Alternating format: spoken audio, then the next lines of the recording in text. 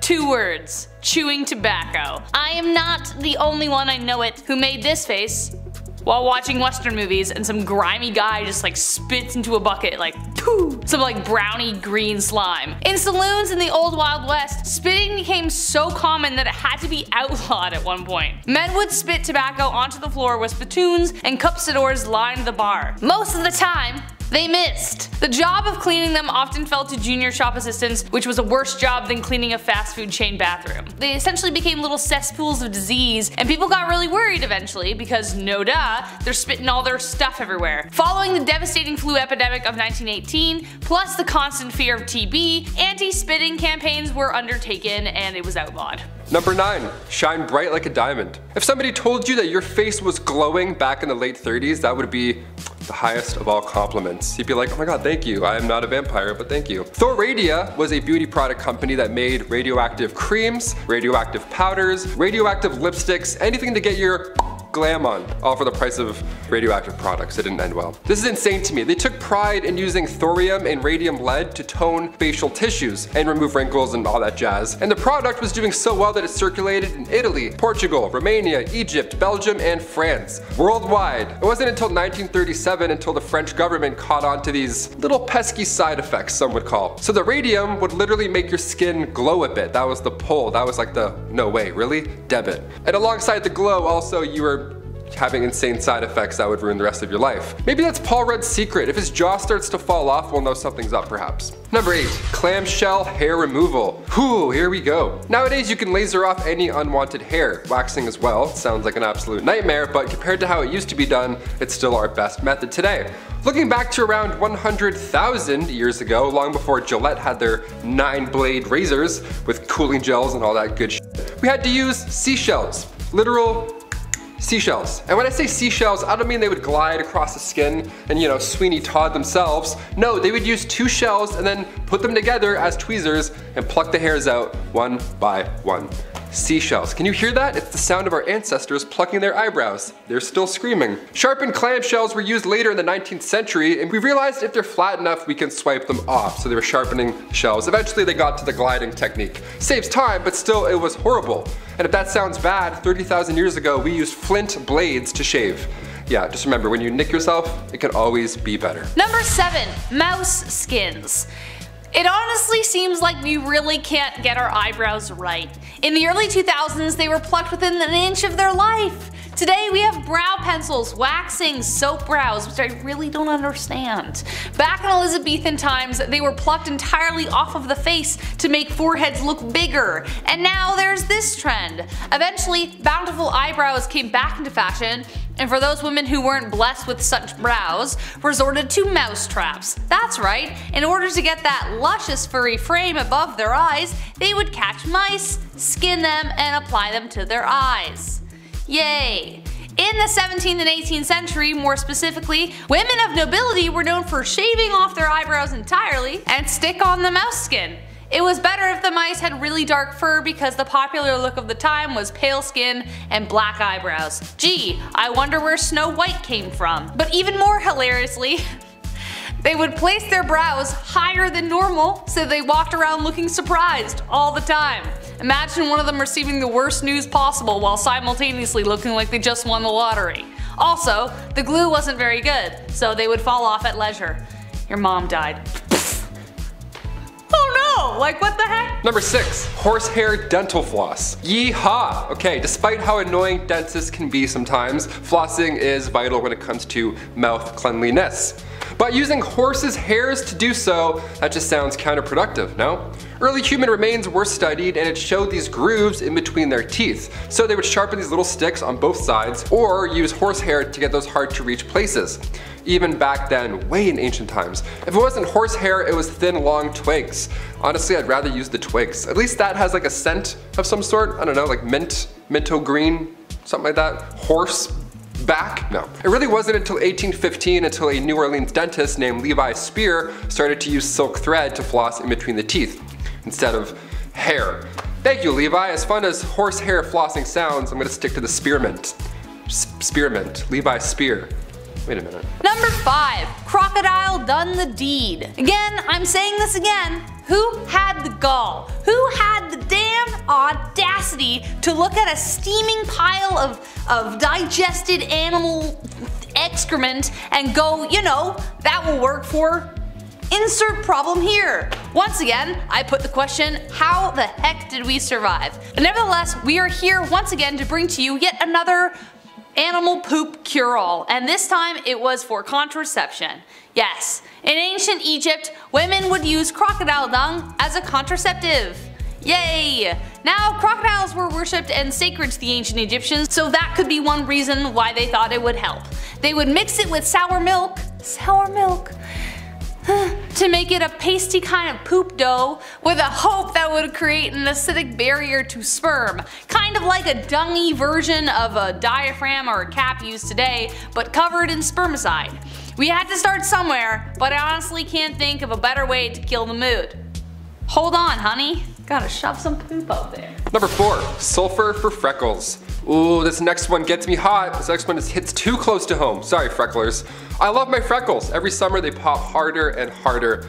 Better, faster, and stronger. I love them. But back in the day, there were some pretty insane methods to get rid of them. I know, get rid of them. How could you, right? How dare you? Having freckles in ancient Roman days meant you couldn't participate in your favorite magical rituals. Yeah, sorry Balthazar, I'll catch the next meeting I guess. I'm gonna go wash up. Having freckles meant you were impure or polluted. And in ancient Greece, having a beauty mark or 1,000 on your face or cheek meant a bright future was in store for you. So depends really where I am. I'm like, huh? Medieval Europe, moles or freckles meant that you were for sure a witch. Great.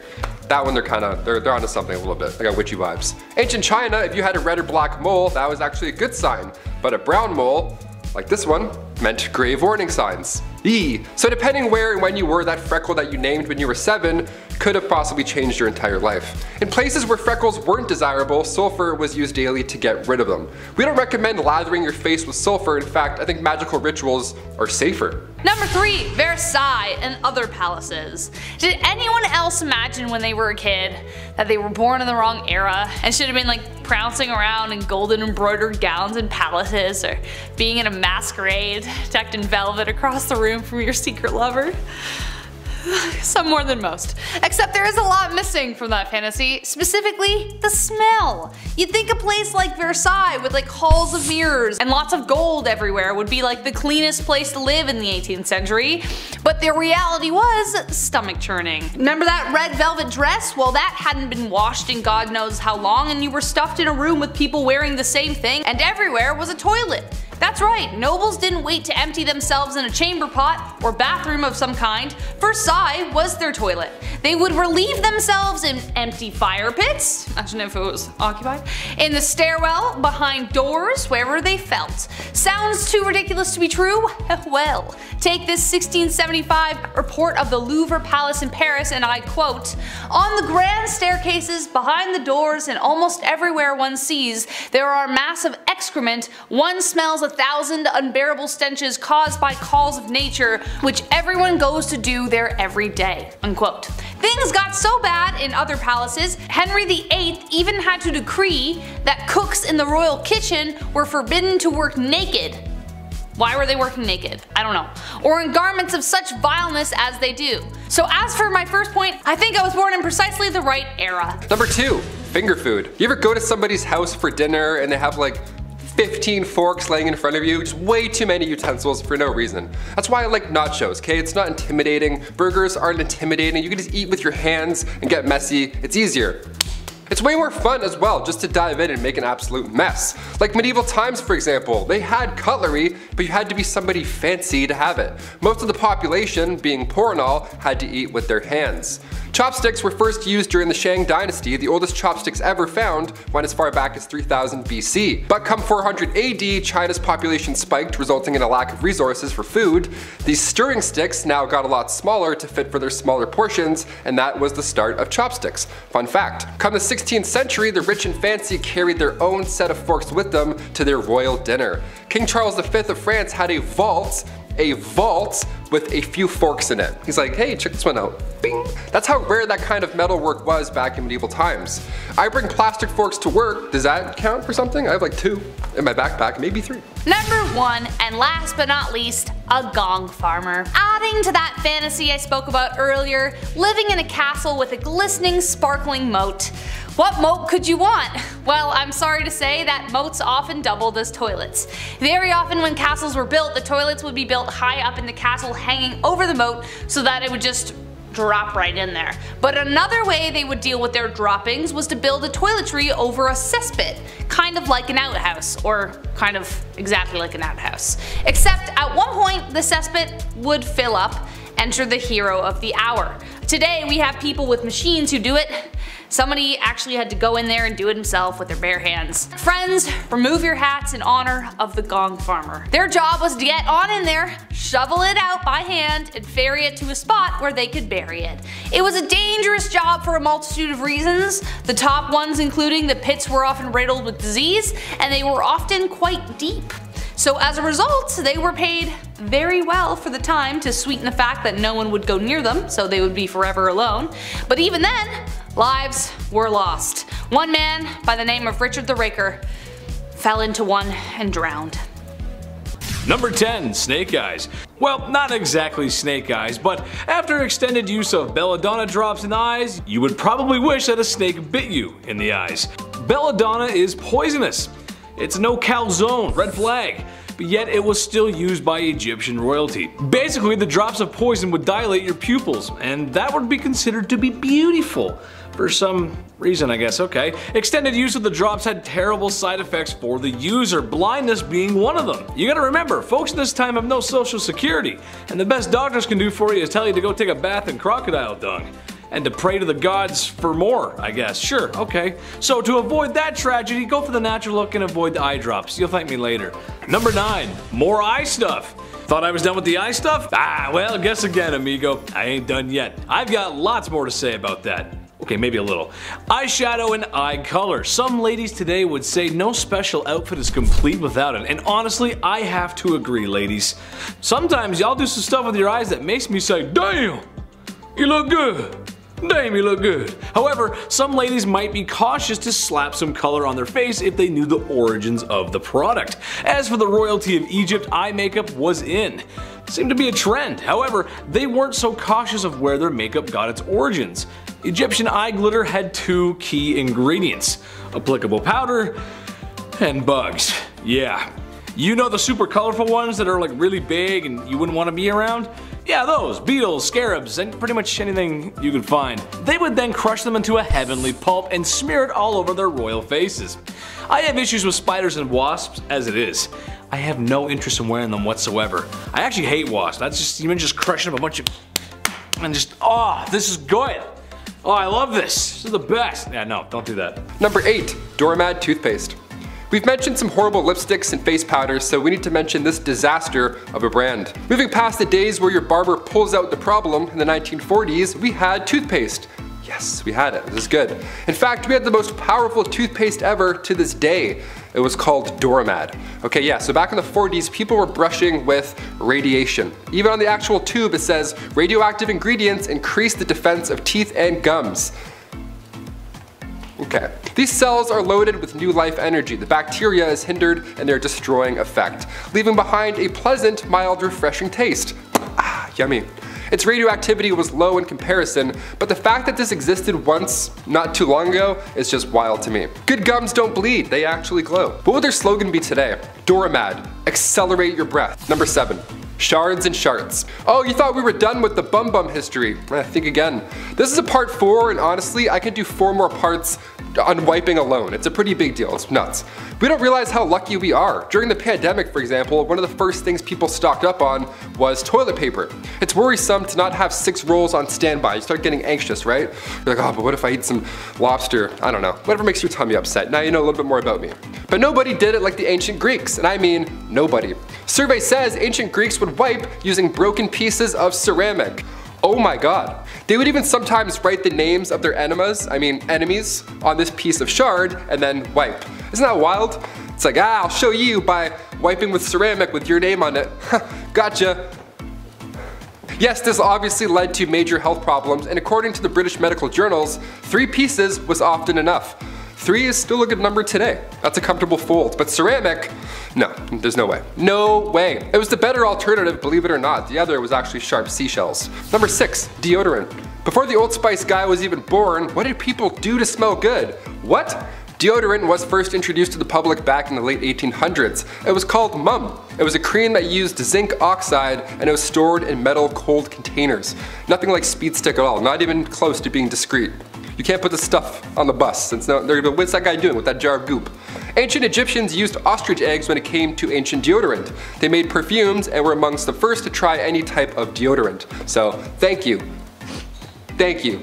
Hence the ostrich egg factor. Mixing a little fat, tamarisk, tortoise shells, nuts, and then bam, you're ready for the day. Another method was a little more yummy than ostrich eggs and nuts. Egyptians would also use porridge balls.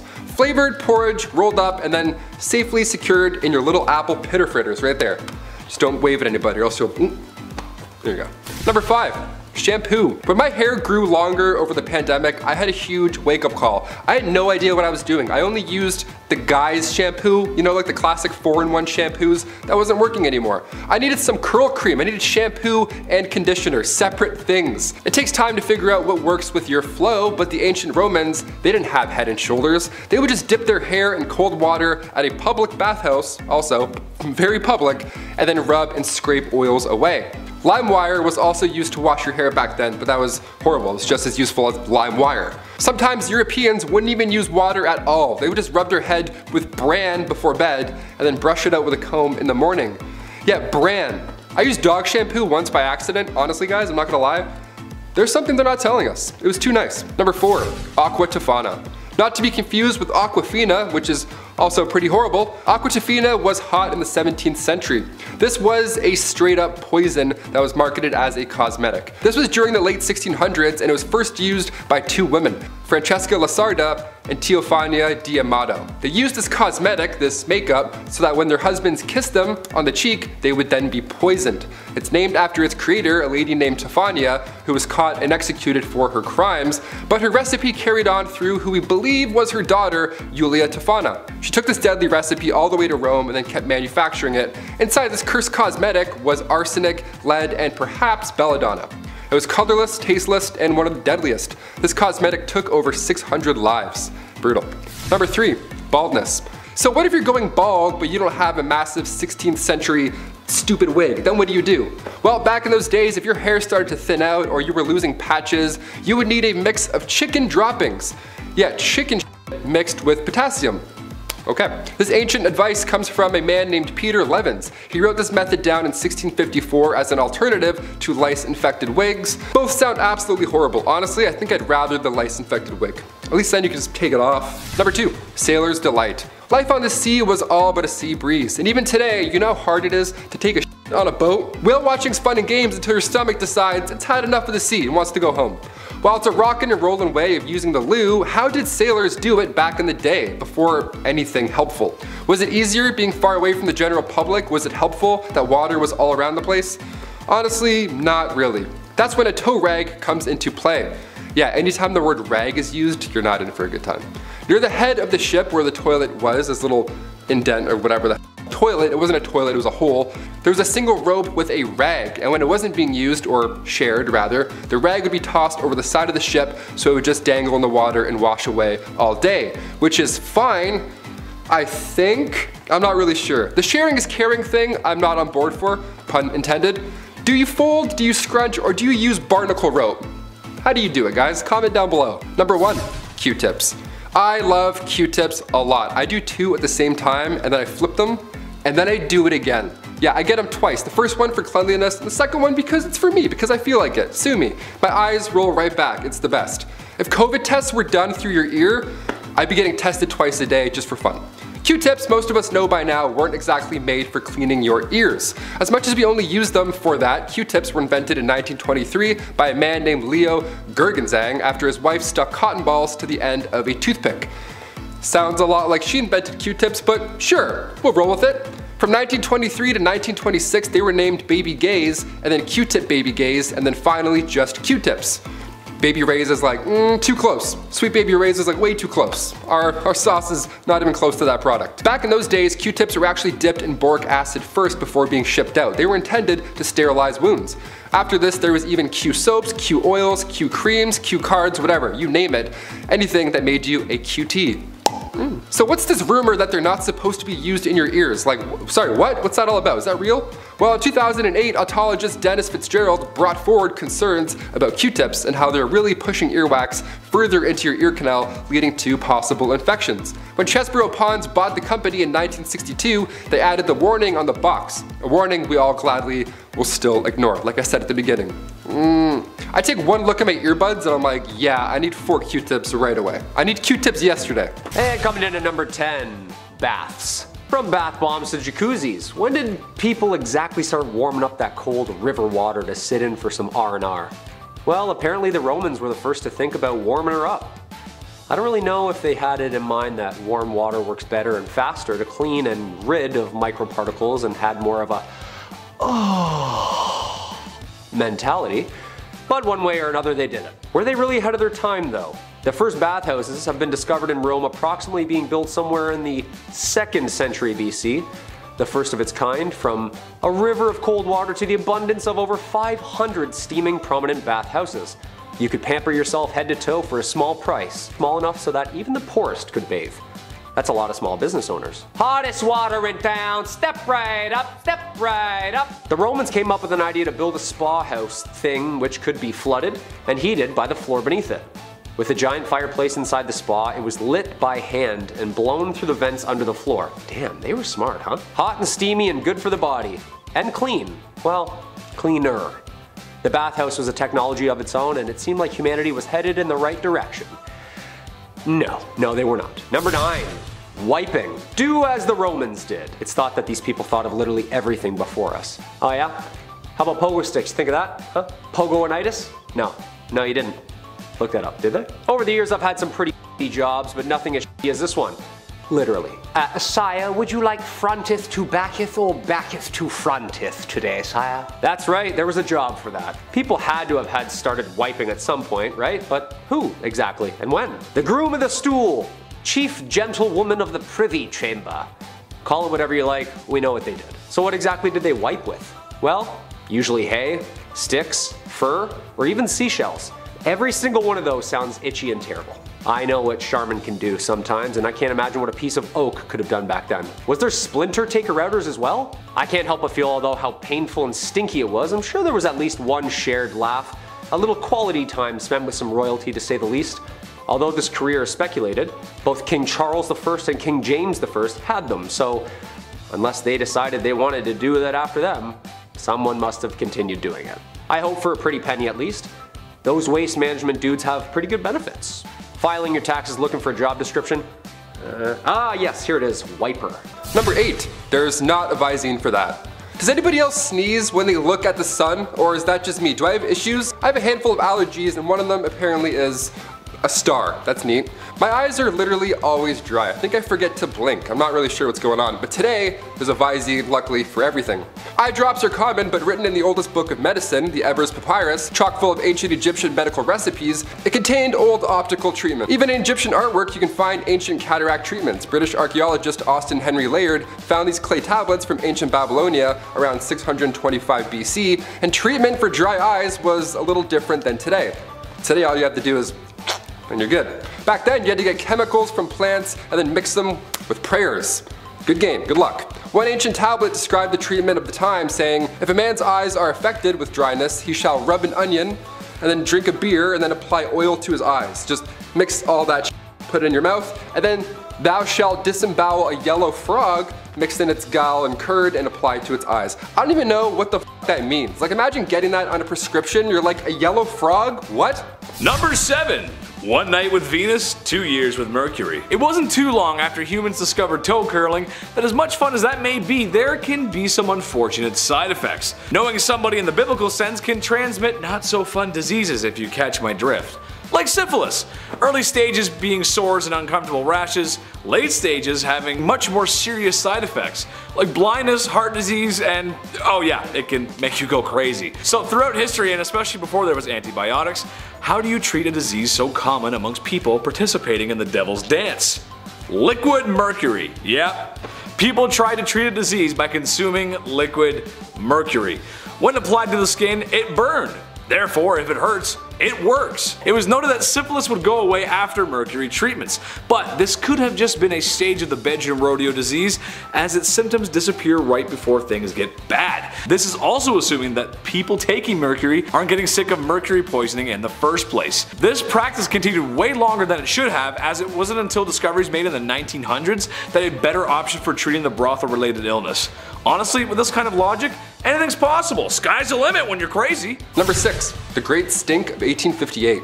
It's one thing living through a pandemic, but at least we're not living through something called the Great Stink. Yeah, the Great Stink of 1858. Who was responsible for this? What did you eat? What happened? Well, this was an event in central London, and it lasted for a few months. In the summertime too, which is just great for great stinks. It was so hot and dry that the Thames dried up, leaving just sewage, just all that gross you can imagine. The smell was so bad, Parliament had to close for an entire day. I want to know who the first guy was to be like, you know what? Nah, I'm going home. This sucks. This sucks. Good call. In order to continue work, Parliament had to soak the curtains on the riverside of the building in lime chloride just so they wouldn't be sick. They just soak it in chloride to be like, that's better, it's better, we think. They were on the verge of moving their entire operation to Oxford. That's how bad it was. Members of the committee were quitting their jobs. While this sounds all bad, hundreds of tons of limes were being discharged into sewers to help the smell. So if you had a stuffy nose in July 1858, you could have made £1,500 a week just messing around with limes. You missed your shot.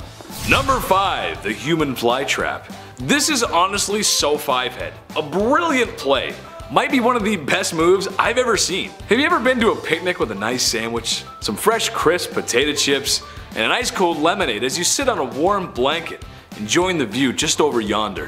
When all of a sudden you are attacked by a swarm of bugs that just ruin the vibes, and now you don't even want the sandwich. Who made this lemonade? It's so bitter. I don't even like chips.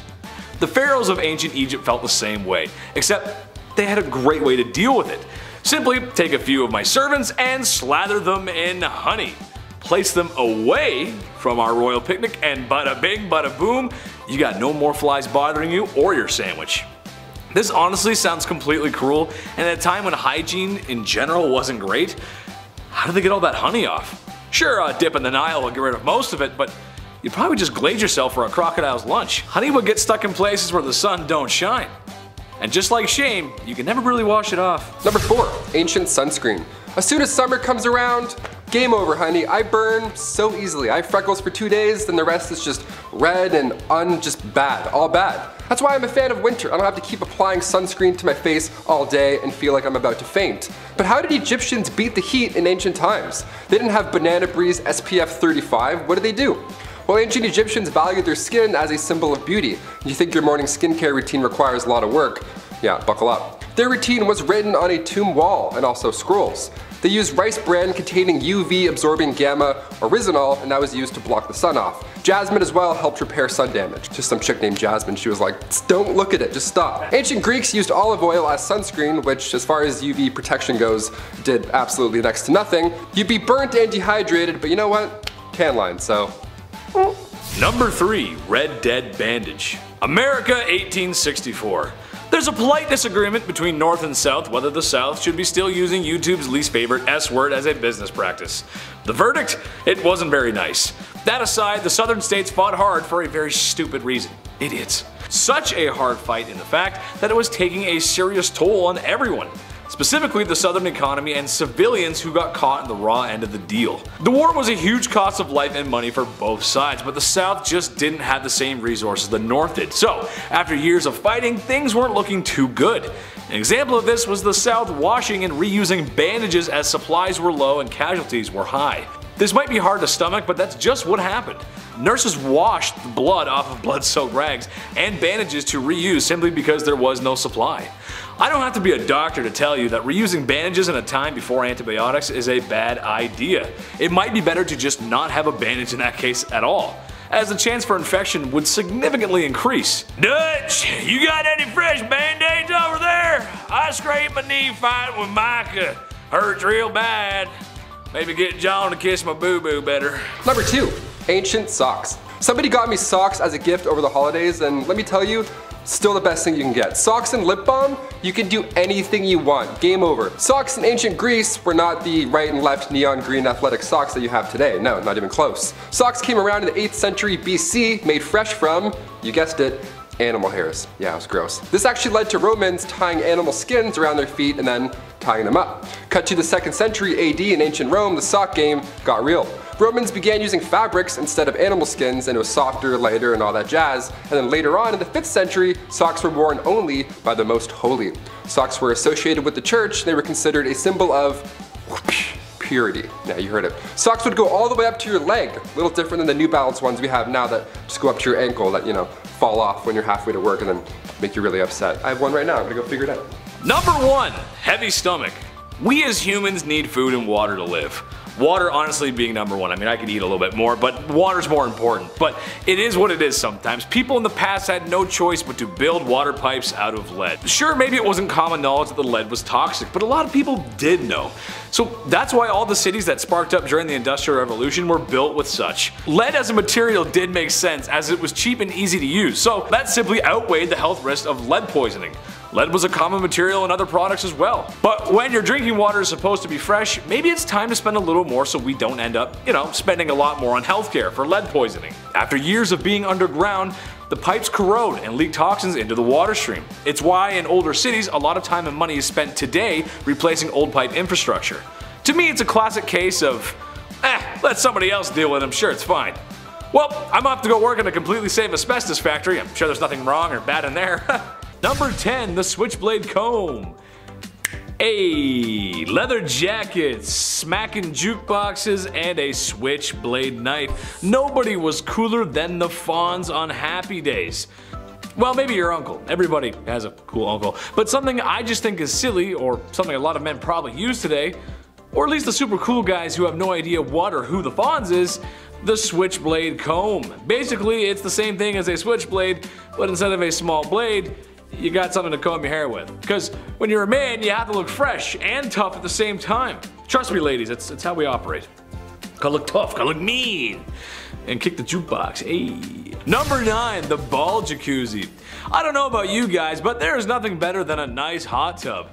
I'd like to say I spend a lot of time in hot tubs with cute girls. However, due to my financial situation, most of the hot tubbing that I've done has been at public pools where I shared a hot tub with older Italian and Greek men who I swear were still wearing sweaters. But that was just their hair. Speaking of hair and saggy skin, meet the Tescuzzi, a tiny hot tub for the piscadille and 2 matzo balls. Hey, I understand, your undercarriage has to stay clean, and honestly, I would love one. Chris and I were talking about we want one. We might even share one, who knows? Number 8, bald face. In another video on things too woke for this era, I talked about how it was once cool to have no hair on your face at all. I can't grow any facial hair, so this reaches out to me. This is good, I like this. I like punching out on this fact. Well, Queen Elizabeth I was the first to bring this idea into Western culture. She influenced women to completely pluck their eyebrows, and on top of that, they would also shave their hairline back as far as they could, so their faces would be as large and as big and bright as possible, just right there, like the big moon, It was common for women to soak bandages in a mix of ammonia, vinegar, walnut oil, all to hopefully suppress the hair growth on their forehead. Facial hair was removed, but body hair, that was left untouched. The Catholic Church also influenced the look. Growing your hair out was a feminine display until you went out in public and had long hair. Then it was immodest. Because, of course. Number 7, loincloths. Okay, I have to adjust the jeans for this one. Going back to ancient Roman and ancient Egyptian times, the loincloth was used by all. Neat. Either that or you would just be naked. So, if you're a nudist, great. Hit the thumbs up if you're a nudist. I don't know why I said that. We're gonna keep going. I found this neat step-by-step on the internet how to make your own loincloth. And it's a bit more complicated than throwing on sweat shorts and calling it a day. We don't have a lot of archaeological evidence today because these linens barely made it through a decade, let alone all this time. But ancient Romans would use leather also to make underwear, which is, just imagining that, I'm like, it's hot. Hot goat skin wrapped around your waist in the sun. We love it. We still use leather today when it comes to undergarments, but we'll save that talk for another time. Number 6, breast bags. There's a neat term, breast bags. Let's bring that one back, see if it sticks. Now, contrary to what I just explained over at point number 7, women, more often than not, didn't wear undergarments in the Middle Ages. Up here, at least. But in 2008, at Austria's Langburn Castle, something that resembled a modern-day bra was discovered. It's believed that only higher-ups, ladies of nobility rather, were the only ones who had the privilege to wear these breast bags, or breast cups. I say breast bags, sounds a little funnier. We have bags of milk in Canada, so you know, I'm connecting the, yeah, that's I gotta connect the jokes. I can't say much personally, but this does not look supportive enough at all. It's like a pirate flag, it's like ripped apart, this is nothing. If you have back problems, I don't think these breast bags are gonna help you. If you're ever catching up on some 13th century readings, well, now you have an image when you see the word breast bag. This eye patch that they called support. Number 5, cesspools. Ooh, gross transition. If you're gonna make a massive castle, you need to know where to build certain rooms. Like say over a cesspool, for an example, that might be important. Just plug your nose. Cesspools were often placed under floors, which makes sense because you know, you poop and then gravity and everything goes down. But you need to make sure that those floors are supportive enough. Because in 1183, the Emperor of the Holy Roman Empire had a dinner in the Palace of Erfurt, but the floor in the main hall broke open, resulting in a bunch of dinner guests falling through the floor, with a few of them even drowning in that cesspool. What a horrible way to go. Then again, in 1326 England, Richard the Raker had just sat down for dinner, guy hadn't even started his meal yet, and then again, the floor broke and he fell through and drowned. I'd say chamber pots were safer, definitely, but when it comes to waste, honestly, just out of sight, out of mind. Just get that away from me. Literally, pun intended. Number 4, towels. I'm pretty picky when it comes to towels. I always have to have way too many just ready to go at all times. You know, in case I want a bath, in case I want to have 2 baths in a row, you never know. Today we have nicer towels at hotels than anything, honestly.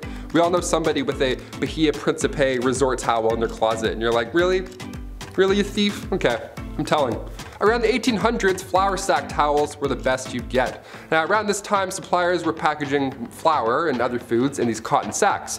This saved big time on barrels, and eventually they were cut into tea towels. Now come the Great Depression, resources were of course limited, so these flour sacks were used now for multiple reasons. Clothing, toys, quilts, pillowcases, diapers, and of course, towels.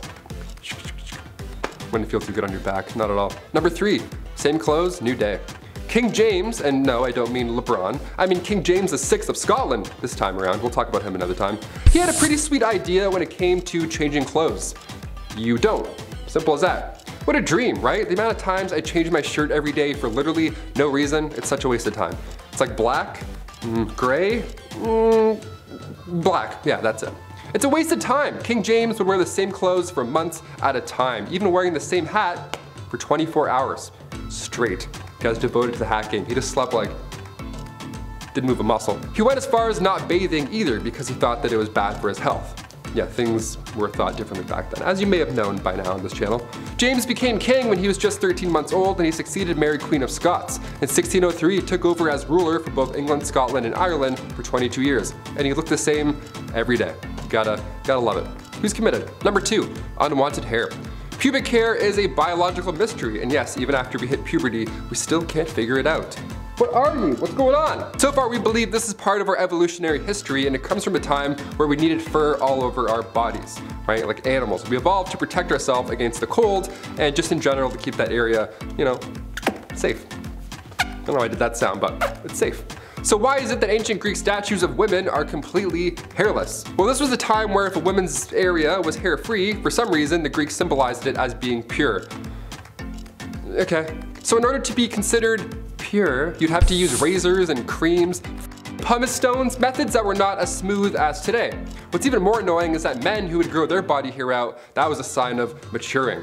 Yeah, I'm not either of these categories. I can't grow anywhere where I want to, it's just bald, I'm just a bar of soap.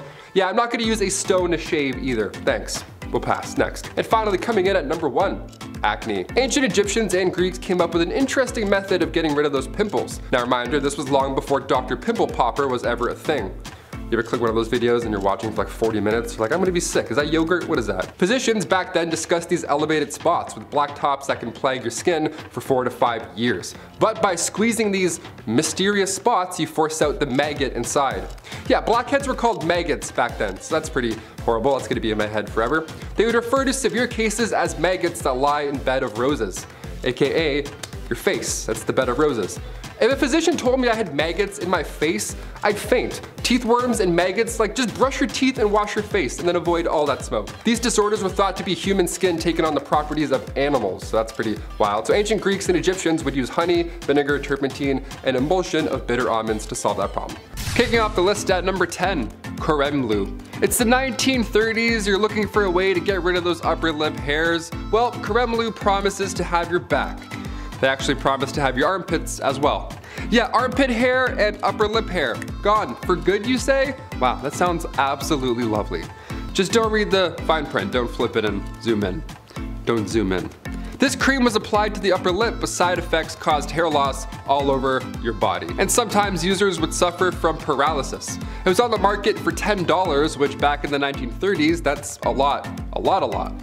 Like for hair removal cream, that's a lot. Those are like Beats headphones? What is this?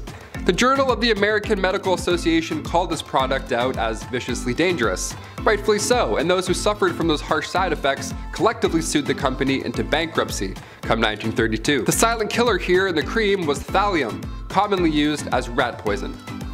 That ought to do it. Number 9, ancient birth control. Although birth control today is easier than in ancient times, it's still a chore. It's routine, it's something you have to keep track of daily, and things go wrong if you don't and lose track. There's a plethora of side effects. You have to take fake ones just so your body, your hormones are all over the place. You can get cancer from these, you can get blood clots potentially. There's very little research on long-term effects for birth control pills. And also, I'm speaking not from experience. There's no birth control pill for guys. This is wildly unfair. I have the most respect. These pills mess you up. My friends will tell me their side effects and I can't believe it. You're all troopers. Ancient Egyptians, their method of ancient birth control was by mixing acacia fruit with honey and ground dates. This paste would then be used directly, and believe it or not, it was rather effective. Acacia gum ferments and then turns into lactic acid, which can prevent pregnancy. Not all of these ancient methods worked like this. There's another that's really bizarre, and I'll save that for the end. It's absolutely insane, I can't believe it. We'll ease our way there, you know, we'll start nice. Number 8, bath beans. Not to be confused with bath bombs, bath beans we're talking about. Bath beans, beans in the bath. Bath beans were used thousands of years ago in ancient China. They were these bars, or beans rather, these chunks, they look like beans. They're made of bean powder, herbs, and much like our bath bombs today, they also included some nice fragrances. Just have a little bit of a The pancreas of a pig was also commonly used, so it wasn't totally nice. Once the blood was drained, you'd mix it with the bean powder and the nice stuff. Now originally it began by using leftover water from cooking rice. Eventually it became bath beans, which is, aka soap. Old soap. Some bath beans were loaded with ingredients much like the bath bombs we can find today, so they were all quite unique. You could make your own little bath bean. Number 7, purple nutsedge weed. Archaeology is fascinating. And no, I'm not just talking about dinosaur stuff. They look at rocks and be like, ah yes, a Viking was here thousands of years ago and he was a Libra. How do you know that? This is so impressive. Ancient sites tell a story, and Karen Hardy, an archaeologist with the Catalan Institute for Research and Advanced Studies at the University of Barcelona, she found another ancient hygiene practice while studying a prehistoric site in Sudan. Plaque, it turns out, can last thousands of years. It calcifies once it mixes with food, then after it's stored below the gums, game over, it's there for good. Specifically, thousands of years ago, it was there to stay. We couldn't really get that out. Hardy was studying remains that were 2,000 to 9,000 years old, and in their teeth they found traces of pollen, dirt, and plant fibers. More specifically, they found evidence of a plant called purple nutsedge. It contained lysine, which is an amino acid that we need to live, so although it didn't taste the best, it sure was vital. Ancient Egyptians used the root for perfume, but this new study shows that purple nutsedge may have been used to prevent tooth decay. They would just chew on roots all day to take care of their teeth. The plant produces antibacterial chemicals, so chewing on them would have been beneficial. Little different than the inside of a tortoise, I'd say. It's definitely a step in the right direction. Number 6, smoking. Back in 1665, during a plague in London, you were told to smoke cigarettes because they were considered disinfectants. Sore throat? Smoke this pack of cigarettes, I'm sure that'll help. Help you cough a bit more, if anything. We mentioned before tobacco smoke enemas in like part 1 or 2 or 3 or something over there. But this is just bad advice. Since mouth to mouth wasn't a thing in the 50s, if you were trying to save a drowning victim, you would also have to blow smoke in their face or their butts. Either way, how insane is that? Can you imagine that actually playing out in real time? He's not breathing, quick! Hang on. Cut to 1964, turns out smoking is bad for us. Who knew? Cigarettes were labeled as deadly going forward after that point. It's pretty intense now though, eh? The photos on cigarette packages now are haunting to look at. I still think teenagers smoking to stay in shape is a bit scarier, to be honest, than that image. She's always like, her face is just like pulled, so scary. Don't smoke. Number 5, face care. So we've gathered that folks in the Middle Ages didn't bathe often. But when they did, it was just the necessities, right? They didn't have time to, you know, Old Spice all their stuff up like they do. They didn't have time to dance in the shower and shower backwards. It wasn't a fun event. Hands and face, that's it. That's all you really need anyways. If you couldn't afford a walk-in shower back in the day, you'd have to invest in an ewer and basin. You would all have to share the same thing and take turns dipping your hands and face in all day long, just the same. Protecting your face was vital for ancient Egyptians 6,000 years ago. They would honor the gods with makeup, but at the same time, it would also protect their skin from the sun. We love that. Today we have like SPF creams. I'm like, this is nothing, this is no fun. Ancient Greeks would use oils to clean their face and they would later scrape it off. And in the 1700s, many believed in saunas and sweat cleansing. The #1 trick to clear skin, you guessed it, milk baths. Milk is really the name of the game for this part 7, eh? Wow. Goat milk mouthwash, milk baths. I'm gonna go milk a cow after this video. Just because, you know? Feels right.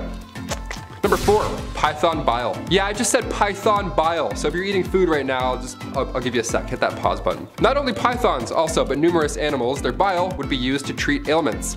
Ulcers of the female genital area, yeah, that's what the doc was giving you. Python bile. Have fun.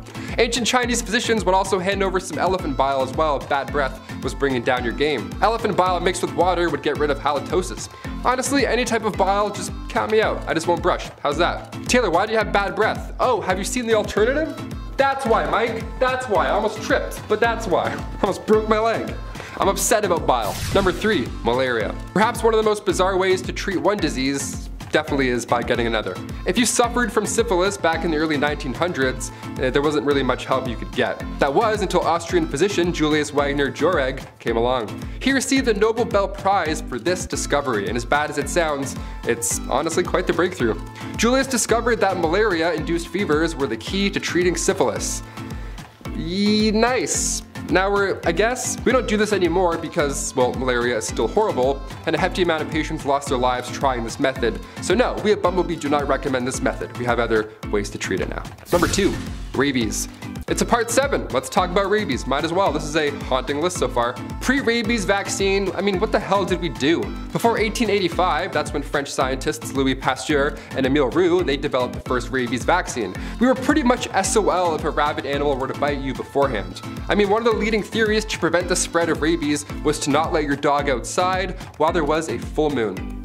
You know, that middle-aged bull where every remedy just sounds like a side quest in Skyrim, that kind of stuff. Oh, you'll need 1 egg and 2 pigeons. I'm like, what? I have strep. What are you talking about? In 16th century Europe, it was a literal joke if you had rabies. Doctors quite literally told you to ingest 40 grains of ground liverwurst and wash it down with 20 grains of pepper and a half pint of milk. That's it, that's how you cure rabies. That's how you do it, I guess. You gotta ingest that each morning for 4 days in a row. Oh, and you also need to have a cold bath every day for a month. Imagine if this really was the only solution, even today. Just cuts to us in 2022 with iPads, technological advancements, we're creating new vaccines, but in order to cure rabies, you still need to slam some milk and have a bath. It's like, yep, that's the only way. That's the only way we've done it so far. Hygiene history is insane. I'm gonna push for a part 8. Hit that thumbs up so I can keep talking about this nonsense. This is insane. I learned something horrible every day here. And finally, number 1, electricity. Electroconvulsive therapy, or ECT, has been around a lot longer than most of us think. It just didn't work back then, you know? Also, we don't call it shock therapy anymore, we're well past that. Tiny electric currents would be sent through your brain, ideally changing its chemistry, and over 1,000 people a year undergo this treatment. But back in ancient Roman times, this procedure of course was a little sketchy, just a little wee bit. They would use electric eels. Yeah, they would hang out with a bunch of electric eels to hopefully relieve a headache. Again, I'd rather just have a headache. I'm not trying to become a Spider-Man villain, okay? I'm nearsighted. Today we believe the seizure aspect is beneficial, but back then it was believed that electricity was the key here. We would drink electrified water and wonder why nothing's happening. Starting with trick number 10, Queen Caroline, the clothed bather. So I'm not gonna lie, like 80% of this list is gonna be bath specific because for some reason, royals got really weird with that. When Caroline arrived in England as Princess of Wales in 1714, she amazed the court with her regular bathing habits. She liked her skin and gowns to be clean and her servants well manicured, a completely unheard of requirement in the time. What can I say? In the 17th century, bathing was controversial. There was two sides to the debate. One that said that bathing was healthy, and the other that argued it could damage your health, except in the most carefully prescribed circumstances. Now, her frequent bathing isn't subject of this section per se, because we don't perceive that as uncommon today. The commentary is actually going to be how on Caroline would bathe with clothing on. Not like those big old elaborate ball gowns, but in like a boxy slip, yeah. Wet but fully clothed, she would have been dunked with warm water, rubbed with flannel cloths, and treated with soap solutions and cosmetic preparations like Maydew, or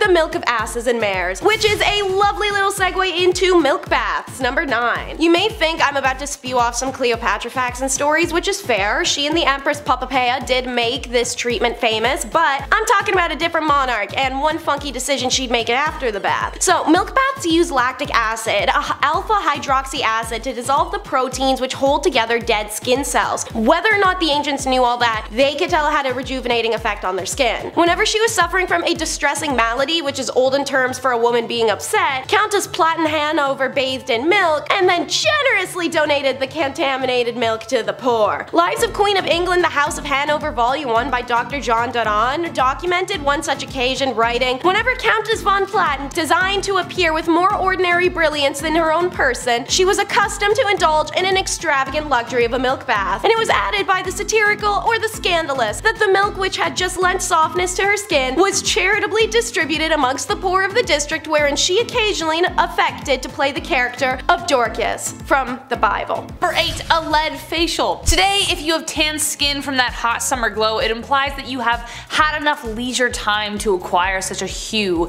Getting a tan is the thing unless you're like me and slather on that sunscreen for health, and so you look like a newborn baby when you're 80 years old. However, it was the opposite in times of old. If you had sun-kissed skin, that meant you worked hard in the fields, a symbol that you were a peasant or of lower class. If you were rich, you tended to have much paler skin, therefore implying your status, but simply staying out of the sun wasn't enough. Elizabeth I used a combination of lead and vinegar to achieve a bright white complexion and to hide her smallpox scars. The compound was called ceruse. This tradition even goes all the way back to women in the Roman Empire. A well-known actress named Kitty Fisher was also said to have died from the material as it slowly poisoned her with daily use. The material would add blisters, so she put more on to cover it up. Same with Elizabeth, and yes, slowly you understand. Number 7, Victorian Laundry Day. You spilled some mustard on your shirt today, that stain will be gone by time you get home. We're pretty advanced when it comes to quick stain removal today, but like the Romans, which I'll talk about later, it wasn't always smooth sailing. Take the 18th century for example. When Laundry Day came around, it was an event. It was like an ultimate chore. They had to take daylight in consideration and plan their washing days, as in more than one. The Victorian era was exhausting. They would soak their clothes overnight, then the next day would be spent soaping them up, boiling them, rinsing, soaping again, rinsing again, maybe soap one more in case there's too much pee-pee, and then rinsed another time, wrung out, mangled, laid out to dry. Hence the sunlight timing, starched and then slowly ironed. Cut to today, we have to encourage adults not to eat Tide Pods or drink bleach. We'll get there, maybe, I don't know. Number 6, wigs and makeup. When you don't bathe and are overall just smelly, you're gonna need to do something to cover up whatever the heck is building up beneath that bodice. Wigs would have never become as popular if it weren't for a very specific venereal disease called syphilis. By 1580, the STD was the worst epidemic since the Black Death. Patients clogged hospitals, and without antibiotics or protection, things got pretty nasty. Sores, blindness, rashes, dementia, and patchy hair loss. Thus, for the sake of keeping up appearances, wigs came into fashion. Also the makeup I mentioned before. Balding was a huge humiliation, so they made wigs out of horse, goat, and or human hair. They also cover the wigs in powdered, scented with lavender or orange to hide any foul odors, and as we suspect, there were a lot of foul odors. They weren't stylish until 1655 when the King of France started losing his hair and had 48 wigs made. Then 5 years later his cousin Charles II of England joined the train and suddenly powdered wigs became like the next best thing. Wigs did help curb the lice problem though, because the human hair had to be shaved in order for the perukes to be worn, but the wigs themselves had to be deloused often. And yeah. Number 5. Urine deep. Turns out we used pee for a lot of things back in the day, and today we still do? Question mark? The Romans used urine to wash their clothes, and even more impressive / gross is the fact that they used urine to help with inflammation, burns, or skin disease. Yeah, pee was the #1 trick. Get it? Number 1? Okay, we'll move on. Best way to whiten that smile was not a Crest white strip, but rather a facial mask dipped in the mellow yellow. Just pee. This is so gross. We mentioned on this channel before that Gladiator sweat was once bottled and then sold. Well, their pee as well was sold as this beauty product. Clean out those pores with a drop of Igor. Get it while it's hot, folks. This is extremely gross, obviously, but it does make sense. The ammonia in urine kicks stains away for good. That's why they would wash their clothes in the same way. Now we get it. History. Gross. Number 4, rush plants. Today we use chic shag carpets that, you know, really tie the room together. Sips White Russian. But back in the olden times they used something called the rush plant to pad their floors. But the thing was, this layer of dense plant material was a breeding ground for nits, ticks, and other creepy crawlies. It was a really unsanitary situation, but like what else were you supposed to do? However, this kind of flooring made them vulnerable to disease and infection. The reason being, as these floors would not be renewed for sometimes 20 years, the bottom layer, left undisturbed, would accumulate a lot of really gross stuff like animal droppings, feces, the piece of grizzle you dropped that one time, fish scraps, whatever. So it was just not, it was like basically a swamp down there. Number 3, royal bum. The groom of the stool is a little bit different than the groom of a wedding. It was perhaps one of the worst jobs to have, but, pun intended, it's one of the most important roles.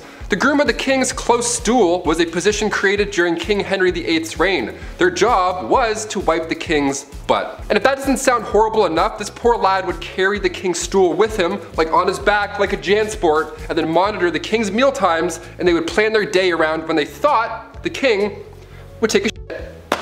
I would be so anxious if a guy wearing a box toilet was just hanging out near me. He's like, hey, you feeling alright, boss? You good? You feeling full? That was a lot of bread earlier. You sure? Alright, take 5. Just, I don't know. Just take a look. I don't know.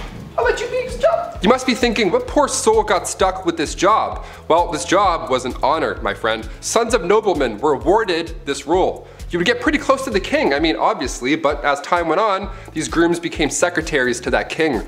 Pretty good upgrade. Eventually, getting a higher pay and benefits. Yeah, I would hope so. Even the king's walking, talking toilet gets dental back in the day. How neat is that? Number 2, eagle dung. I'm honestly not even sure what to say about this. You know? You have to have some kind of magnificent conviction to be like, I have no reason to believe this is true, but I'm 110% sure that bird dung will fix it. Like, that's some kind of confidence I don't think I'm ever gonna get. Eagle dung was a common substance found in the birthing room of all places. It was often rubbed in to alleviate the pain, most often accompanied by rose water, because who wants to smell that while they're bringing life to the world? No one, obviously. Obviously that didn't work, and the bacteria from the stuff probably didn't help their recovery either. They also used to place amulets and charms on the stomach to speed contractions and put coriander on the thighs. Coriander was believed to attract the baby out of the womb. A risky move considering people either love or hate coriander. There's no in between. It either tastes like soap or it's the best thing you've ever had. If the delivery was proving difficult, they would open cupboard doors, untie hair, and perform other metaphors to help the mother deliver easier. But it's the eagle dung that really gets me here, folks. I have no excuse for them. Number 1, the dirty dead. What feels like a never-ending maze, the catacombs under Paris stretch for hundreds of miles. They're a big tourist attraction obviously today. Horror movies have been made about these catacombs, just these walls of skulls, but where did they come from? Why were they put there? Also, how bad was that smell?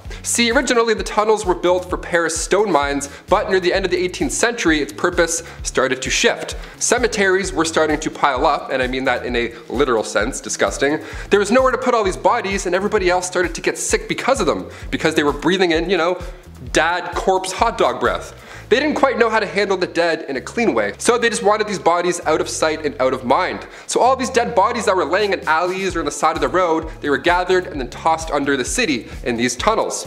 These tunnels have been there for centuries before them, so you might as well put them to good use. And by good use, I mean let's just stack skulls in an orderly fashion and terrorize civilians for centuries to come. Beautiful. Kicking off the list at number 10, medieval manicures. You can clip your toenails anywhere you want these days. An alarming amount of people do it on airplanes, apparently. Yuck. But how did we clip those little piggies back in the day? Before modern fingernail clippers were patented in 1875, we have to look to the ancient Romans and how they got rid of those hangnails. Biting them off, of course, that was the best way. That bad habit I'm sure half of you have, as well as me. That was the best way. Boink. Eating the nails, bad stuff. In 35 BC, biting nails was written as a way of dealing with nervousness. Even back then, anxiety it was a thing, of course. Ancient Greeks had a tool that looked a lot like toenail clippers, but it was actually used for pulling hairs. I'll get into that one a little bit later, it's a bit more intense. Medieval methods for cutting your nails were usually to use a small knife, so around the Babylonian age, the newly invented scissors would just do the trick as well. You just gotta have really good aim. They're big, rusty, giant, comedically big scissors almost. Sandpaper was also commonly used as well, and to that I say great idea. We still use that today. Number 9, hot pokers. Okay, I absolutely hate this so much. It makes me cringe, and it will probably do the same to you. No wonder people are actually afraid of going to the doctors. Their ancestors had good reason to be. It was pretty much comparable to going to a torture clinic. Yeah. Though I have to say there was some sense behind this one.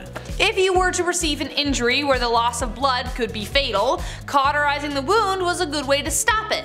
But it would definitely suck.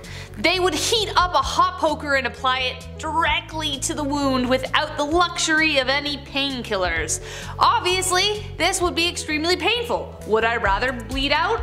Or have this done? I honestly don't know. However, it would probably result in infection if not treated properly, especially considering that they didn't wash their damn hands, as we found out in the previous video. But they wouldn't just use hot pokers for blood wounds, they would also use them to burn off hemorrhoids and STDs and I don't know, hopes and dreams. It was a bad time. Number 8, no spitting. Spitting was a common habit back in the Old West. You see it in movies and parodies, they're always spitting on the ground and stuff. Well, it's because it's real. It's a real fact right there. It wasn't officially outlawed. However, many towns and cities did prohibit spitting on sidewalks and inside of public buildings, because yeah, please don't do that. Thank you so much, sir. This was largely due to concerns about hygiene and, of course, like I said earlier, the spread of disease. In addition, spitting was considered rude and uncivilized behavior. Yeah, of course, and many people were offended by it. Middle of conversation, guy just spits in between your feet. I'm like, wait, don't do that. Please don't do that ever again. Some businesses even had signs asking customers to not spit on the floor. Can you imagine what kind of shithole you're in? You have to ask people not to do that. There was also social norms in place that discouraged spitting in certain situations. For example, it was considered impolite to spit in the presence of a woman or in formal settings, which, yeah, I agree, still do that today. That's great. Despite these efforts to discourage spitting, it remained a common practice among cowboys, miners, and other workers in ye old West. They're like, yeah, I have shit in my mouth. I don't know, we don't have water. I'm gonna spit. Sorry. Number 7, communal towels. Ugh, this one's so rough. It's exactly what you think it is. It was a ride. Today we have paper towels that you pump like 13 times just to get a little sheet. Or sometimes, if you're lucky, that Dyson air drying thing where you just dip your hands in for like 13 seconds and then it's done. You're like, oh, the future is here. That's always fun, that one. Back in the Old West, communal towels were often used in public restrooms and other shared spaces. Yeah, just one towel for all. Just to dap off everything that's wet or damp back then. Ew. These towels were usually made of cloth and hung on a rack for multiple people to use just in public, like it's your bathroom. While this may seem unhygienic by our modern standards now, it was a common practice at the time. So yeah, I don't know, we can laugh a bit, I guess. People were generally less concerned about the spread of germs and diseases back then, and communal towels were convenient and they were a cost-effective option for public spaces. However, with the rise of awarenesses about hygiene and germs and all that nasty stuff, the use of these towels eventually fell out of favor in the earliest 20th century. Thank God. Imagine dapping off your lips after eating some wings with a communal towel. Some cowboy just, you know, and then he, and then you come in and wipe your, that's so gross. Number 6, hair care? Yeah, I added a question mark there because, I don't know, not much TLC going on top back then. Throughout history, people have used a variety of natural ingredients for hair care. Nowadays, guys have it too easy. It's like Axe 5-in-1. It's like hair, armpits, legs, feet, all like, no way you can do all of that. Popular methods in the Old West were whiskey and castor oil. Yep, all on your big exposed head, right in the sun, there you go. Pantene Pro V wasn't a thing then, so folks were rubbing their heads clean with castor oil. That's a nightmare. Whiskey was believed to help cleanse the scalp and often promote hair growth, while the castor oil, that option, that was thought to moisturize and condition the hair. So that'd be a fun 2-in-1 back then. That's great, put that in the stocking. These ingredients were readily available and most importantly, they were affordable, making them popular, but also realistically, it was their only option. Guys doing whiskey, he's like, yeah, let's clean it up, clean up top. It's so hot. It's like, ugh, really burns. Number 5, medical shows. Today, medical shows, they're fascinating. Dr. Pimple Popper, I'll watch that all day while I eat. I don't even care, I'm disgusting like that. Dude's getting mashed potatoes squeezed out of their back, so I'm like, let's go, I love it. I'm slapping that thumbs up, it's my shit. Back in the Wild West, the 1860s, the 1890s, you know, they had what's called medicinal showmen. These are, what an absolute joke, what a con. These guys would go town to town selling elixirs and tonics, everything one needs to live a happy and comfortable Western life, but they were full of lies. None of this shit is true. These professional medicinal showmen would have pawns run ahead and plant themselves in the audience before these random demonstrations of amazing medical elixirs, right? These shows, bunch of bullshit. They would call up random audience members, that guy that ran ahead, and then use one of these elixirs and magically treat their ailment on the spot in front of the public, right? Almost as if it was a magic show. One of the most successful of these elixirs was the elixir made from John Healy and Charles Bigelow. It was a mixture of herbs, roots, and animal fat, said to treat any and all illness, but in reality, it was just an extremely strong laxative. So yeah, if you're gonna take it, make sure you're close to home. Yeah. Number 4, bad bartenders. When we think of old saloons, old West saloons with the swinging doors and stuff, a few catchphrases and a cowboy with some whiskey, all that good stuff, the bartender back then would pour a drink, the cowboy would take the bottle instead. So illegal. Sir, that's that, please put that back. Back in the wild Western days, grabbing a drink at the bar wasn't like that at all. It wasn't like anything you see in the movies. It sucked. Bartenders, they had no regulations to follow behind that dirty bar. But not only was it very high proof, but some bevies like tarantula juice it would just poison you. It was literal poison. If its name didn't tip you off, it was literally made with poisonous ingredients, because that's how cowboys did it back then. But they're hairs. I don't know. Tarantula juice was made from strychnine. If you drink it, you're gonna feel like there's tarantulas crawling all over your skin. That was their pitch back then. They're like, happy hour, come get tarantula juice. I'm like, awesome, thank you so much. How do I not tip? Which button do I press to not give you money, you freak? Number 3, grow it out. In the Old West era of the United States, men often grew their hair long as a practical choice rather than a cool fashion statement. You know what I mean? All those bandits with their long hair, they had to. Living in the rugged and often isolated terrain of the West, men had to perform many physically demanding tasks like hunting, ranching, mining, pouring whiskey drinks and tarantula juice. Long hair would help protect their scalp and neck from the sun and wind and all that good stuff. But it's important to note that haircuts were not always easily accessible back then. And many men back then could not afford them or did not have access to a barber. It's like, I can't cut it. It's like, where? We don't have anything. We don't have dental. What do we do? As a result, growing their hair long became a practical and functional choice for many men back in the Old West rather than, you know, style. They were going for looks back then. They weren't doing man buns, doing the cowboy thing. They're like, no, I have bugs. I don't want you to see my bugs. I'm gonna grow it, thanks. Number 2,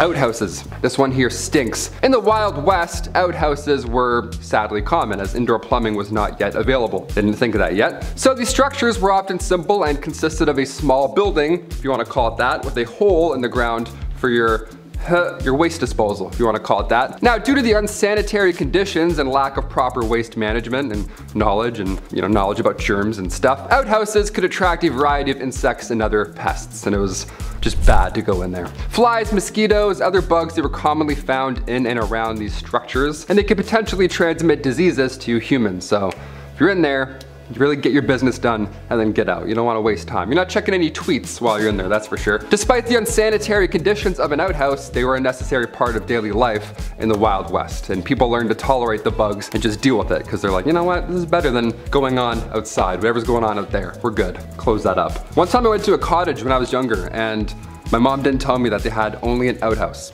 No running water the entire week. I was like, awesome, let's turn around, I guess. I'm not doing that.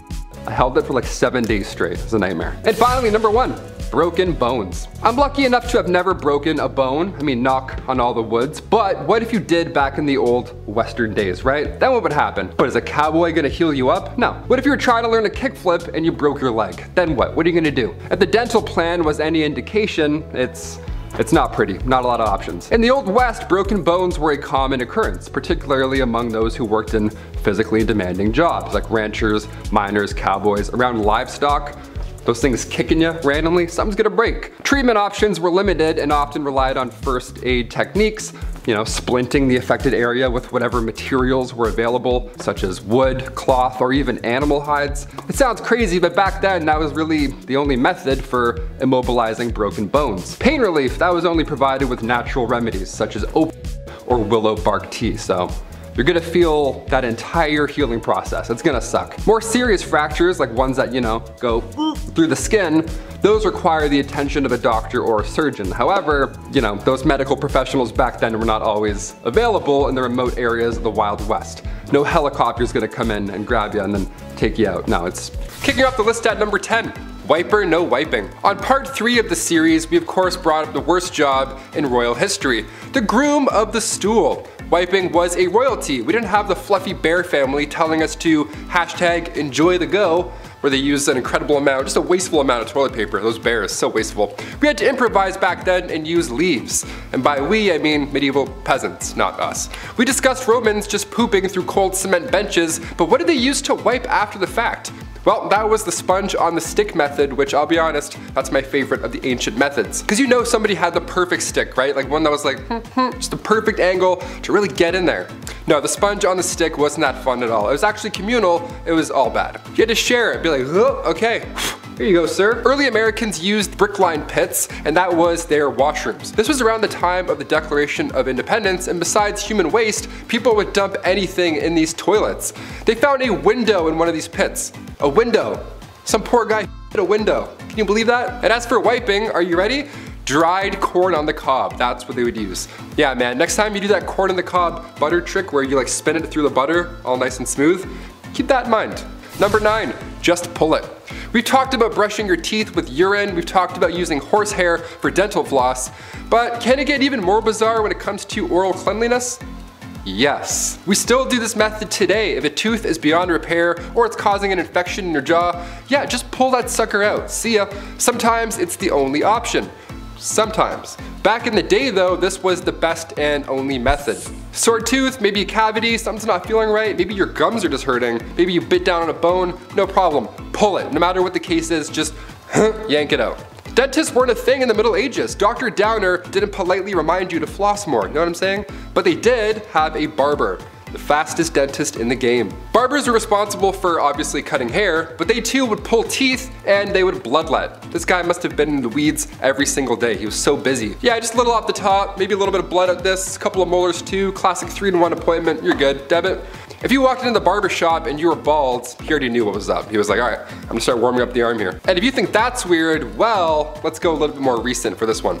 Power of a wooden comb. The most popular materials were the sleekish stones like jade, polished gold, but most of all, boxwood. It's naturally oily, so the combs are anti-static, avoid breakage, and are gentle on the scalp. Traditionally, boxwood combs would have been created from trees only after they've turned 35 years old. The wood is harvested in August or September when the weather is hot, but the humidity is low. Then it's dried for 3 years. The process from start to finish can take up to 60 steps, and the Japanese government officially recognizes close to 200 traditional national industries, and comb making tops the list to this day. Traditionally, women would be given a set of these combs when they married. They are used to create every possible hairstyle, from a slick back top knot of sumo wrestlers to the perfectly precise updo of a geisha. Even to this date, every 20 years, boxwood combs are sent to the Ise Shrine in Japan, where they're ritually burned in sacrifice to the sun goddess. But there's more to it than just the comb. It's all in the tsubaki sauce. In Japan, tsubaki oil was used for thousands of years as a cooking and machine skin oil. However, on Oshima Island, the women who harvested the oil were noticed to have long, beautiful hair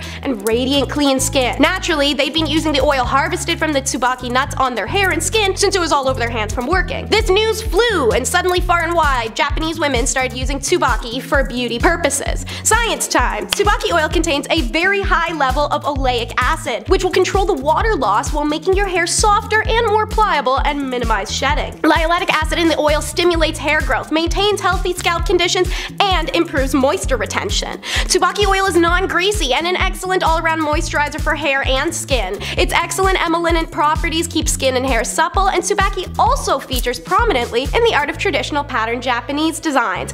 Dating back since the 11th century, they're called wagara, where it became popular in the motif of the Meiji period. Red, white, and black. The country's flag is one shade short from matching the most traditional makeup palette there is. The old Japanese proverb, "white skin covers 7 flaws," describes the obsession Japanese women had for fair skin throughout the centuries. This dates back to the Nara period in 710, when Japanese culture was heavily influenced by Chinese and Korean culture. During the Heian period, Japanese beauty aesthetics shifted away from imitation. They continued to apply the white powder to their faces, but then they started plucking eyebrows and repainting them higher, and then they blackened their teeth. By early Edo, aka the 1600s, the red, white, and black color palette was in effect. Red lip rouge and fingernail polish, white face powder, and black teeth and eyebrow pencils. Pigments were produced from fresh safflowers, became so expensive it was said to even be worth its weight in gold. During the 1800s, women began to focus more on the health of their skin rather than just the appearance. A beauty manual published in 1813 described desirable skin as being moist and naturally colored. In the late 19th century, the women's suffrage movement began to take hold across Japan. As women began to advocate for protection against oppressive patriarchal practices, the concerns for beauty began to change, and workplaces and schools began to drop requirements for makeup. And finally, from the 1980s, beauty started to move away from emulating the West. More Japanese women were able to represent their own Japanese identity internationally. Models like Yamaguchi Sayoaka, who made it onto the international scene, served as inspiration for young Japanese women to embrace their own beauty. But I know I can't breeze by something I'd mentioned, so Uhaguro is next. As mentioned in the Heian period, yes again because they were the hygiene and beauty trend-setting period of Japan, Japanese beauty products broke free and created a distinct aesthetic of their own. This included the long straight hair, white powdered face, yada yada, and an unusual beauty ideal, the blackened teeth called ohagaro. Now, it's usually done for the first time during puberty to celebrate maturity and growing beauty for women. Not to mention the charcoals used for it are incredibly good for your teeth. During Heian, purely black items were considered pure and beautiful, and people wanted to imitate that as much as possible. What's new about that? Make it the motto for the Kardashian family. Teeth as black as night were seen as beautiful and remained popular as a beauty ideal until the 19th century.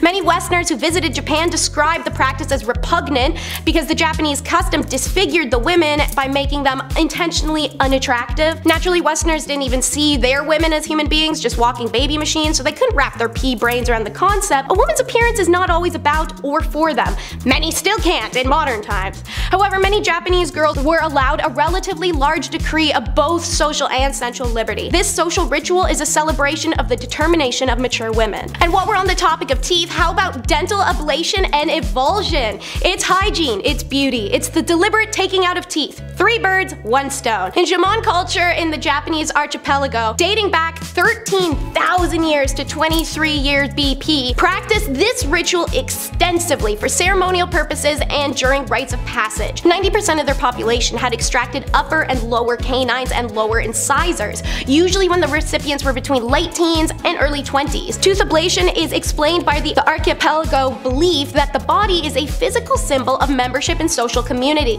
It can be shaped by and contributes to its environment. Like how seasons change and tides turn, we evolve. Changes in social environment can affect patterns and choices of body modification. As the mouth is the primary social organ, teeth are one of the most visible parts of the body that can display change and thus be treated through some form of modification, chipping, filling, whatever your choice. In layman's terms, life milestones were commemorated by the extraction of different tooth classes. With a flash of a smile, one would know about the individual's family, if they were an adult or not, if they were married, if they had experienced the death of a loved one, or if they had any children. There was no need to ask because your body openly displayed your identity. Pretty cool, right? Since we're on a roll with teeth, let's dive into body modification. A section about Japanese people in the Records of the Three Kingdoms, written by Chinese bureaucrat Chen Shao in the late late 3rd century, describes how the men of Wa, which is the oldest recorded name for Japan, tattooed their faces and painted their bodies in pink and scarlet. The tradition derived from how they decorated their bodies in order to protect themselves from large fish when diving underwater for food. Tattoos were also present in the indigenous Ainu of Hokkaido and the natives of Okinawa. The women of Ainu, a tribe considered descendants of the Jomon people, bore tattoos around their mouths and the back of their hand. The mustache-shaped tattoo around the lips holding symbolic purposes of warding off evil spirits and indicating readiness for marriage and assuring a woman's place in the afterlife. On the southernmost Ryukyu Islands, women had the backs of their hands and fingers tattooed to ward off bad luck and get along with their mothers-in-law. The logic being that any woman who can endure that pain could also endure that of having a mother-in-law that annoying. These indigenous Japanese tattoo cultures were outlawed during the Meiji period, however, making this art form a vanishing tradition. To protect heritage, you can actually get these tattoos for free on Oshima Island. Every culture found its way to reuse and reduce. The tosu is an important aspect of the Zen tradition and counted among the Shichidogaran, the 7 indispensable buildings found at every Zen complex. 3 of these structures, tosu included, are referred to collectively as the Sanmukuduo, aka the 3 silent halls. See, they can put rules like that in because nobody in that place was eating Taco Bell at 2 AM, so toilets could be quiet. In earlier times, people in Japan did not consider the toilet to be part of the house. It would always be found in an additional attachment with a specifically designated pair of slippers only meant to be worn while using the toilet. Do not wear them in the house. If you were rich, you had your own. If you're poor, you likely shared with a neighbor.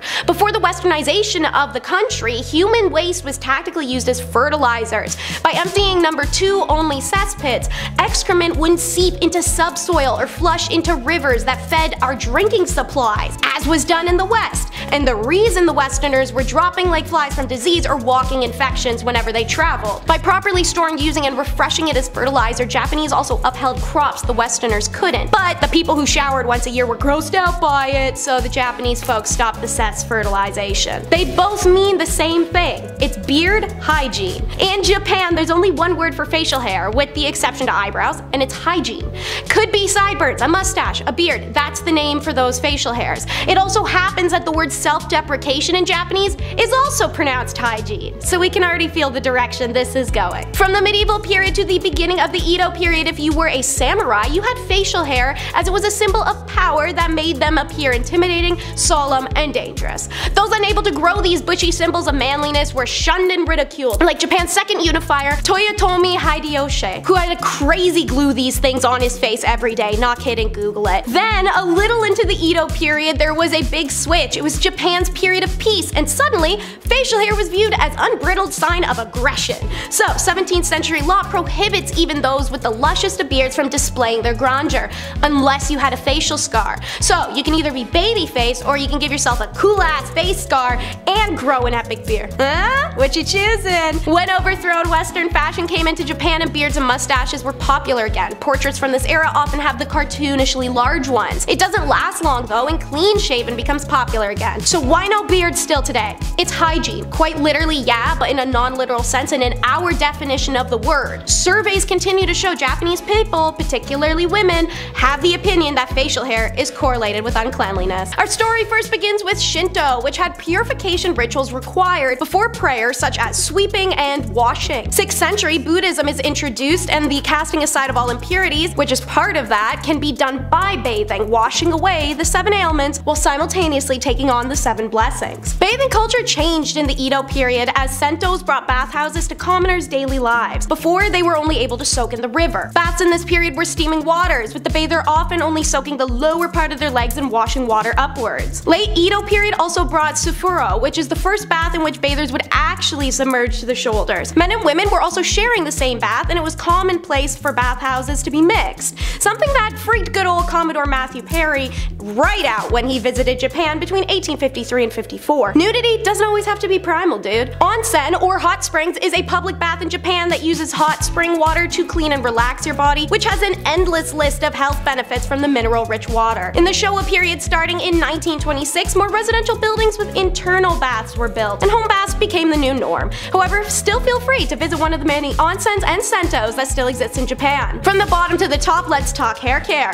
Long, beautiful, shiny hair, and the Japanese believed each strand carried carried spiritual energy, ritualizing hair but also how to groom it. Women in ancient Japan believed that as the comb passed through, it would gather each strand's spiritual energy. One of the most famous works from the Heian period was the Tale of Genji. It talks about the traditional Japanese beauty and hair care. It detailed using a fine comb and how important it was to have this long straight black hair for Japanese women and even men at the time. All women seemingly had this Rapunzel goal, and no art was depicted showing otherwise. Aristocratic women often achieved hair lengths that reached the floor if not past. In order to keep their hair super straight and shiny, Japanese women had one effective hair care routine: the secret combing. Japanese women often combed their hair right up to 5 times a day. And while we're on this subject, how about now to answer the age-old question, why toilets are called thrones is number 8. So French King Louis was downright gnarly. If he was alive now, the dude would probably be one of those people that's part of like that no shoes movement and refuses to wear deodorant and just terrorizes Walmart with how they smell. He famously made Versailles so bad, it smells to this day. And apparently he only bathed 3 times in his entire life, which should probably be punishable by death, because I can't imagine someone who has literally never bathed not smelling offensive. Apparently he changed his clothes 3 times a day and had a new perfume made every week to help, but this gross little weasel really went the full mile. He had a toilet seat under his throne and he would use it while addressing the court. Imagine dying of boredom during the king's mandate and all of a sudden he starts making faces and pausing in sentences and clinging to the throne arms trying to force out that day's dinner. Imagine accidentally making eye contact. I think I'm done with this segment now. And talking of unpleasant sights, Isabelline Brown is number 7 on the list. Victorian ornithologists, that's a fancy name for bird science people, are some of the only fun sciencey folks out there. They like to use obscure adjectives when naming newfound species, especially those that are a predominant color. As a result, there are species whose names include such words as Cerceline, which is sky blue, Cinereus, which is ashy, and Citrine, a light olive, for some examples. But my favorite avian hue is Isabelline. Why? Because of its off-color origins, that's why. So prepare to retch. Isabella and her husband Albert IV, Archduke of Austria, were the sovereign of the Spanish Netherlands from 1598 to 1621. British folklore goes that in 1601, a Spanish army led by Albert laid siege to Ostend on behalf of her half-brother, King Philip III of Spain. Isabella apparently was feeling very confident in her husband's ability to win, so confident she vowed not to change her underwear until the city was taken. Unfortunately for Isabella and her entourage, her husband was not a great military tactician and the siege lasted until 1604, so 3 years. And for those 3 years, Isabella supposedly wore the same grubby underwear until they developed a range of unsavory coloration. Now if you're currently retching, I'm sorry, but I'm not letting up. Isabelline as a color description was used before the siege in the year 1600, the inventory of Queen Elizabeth I's wardrobe, so if the color Isabelline predates the siege of Ostend, then the expression must come from an earlier Isabella. The French, German, Italian, and Spanish languages all have versions of the word with a similar folk etymology, except that in all cases, the reference is to the 8-month siege of Granada by Isabella I of Castile and her husband Ferdinand II of Aragon. So if any royal Isabella did give their underoos the world's worst tie-dye job, then well, it seems likely it was Isabel of Castile. So let's talk about Isabel of Castile for number 6 and her bathing ban, shall we? So Philip II, Isabella's father, banned bathhouses in 1576. So apparently it's in the genetics to be downright filthy. This may sound crazy, but in Spain, the Christian doctrine saw bathing as a corrupt practice that could only lead to nakedness. Apparently, being a human in your most natural form was considered hedonism and something unreligious. God forbid if you splash some water on you too. So this belief was to such a wild extent, Christians often walked from England or France to Jerusalem as a ritual without washing or changing their clothes. After the conquest of Granada by the Christians, the Muslims of Spain not only had to give up their religion to survive the Inquisition, but they also had to give up bathing. Isabella and Ferdinand ordered the Muslim baths to be destroyed and informed them that bathing was strictly forbidden. Isabella boasted that she herself, their leader, had only bathed twice in her life, and pretty much every historian takes her word for it. Makes sense that she would be so grimy they can name a questionable shade of brown after her underwear. Naturally, the Muslim people are absolutely horrified because cleanliness is literally mandatory in their religion as the prerequisite for every form and mode of worship, and by extension it had become culturally significant. To separate them from their religion and then ban their last remaining tie to it, that's dirtier than Isabella's briefs. Even when Columbus mentioned the daily bathing habits of the indigenous peoples of Bahamas and the Caribbean, Isabella was horrified to the point of rage and commanded them too, as her new subjects, to stop the this blasphemous bathing practice at once. Yeah, so number 5 is the highly debated blood baths. Oh, you thought Kim Kardashian invented the vampire facial? Girl, please. The culture vulture ain't got nothing on this. So,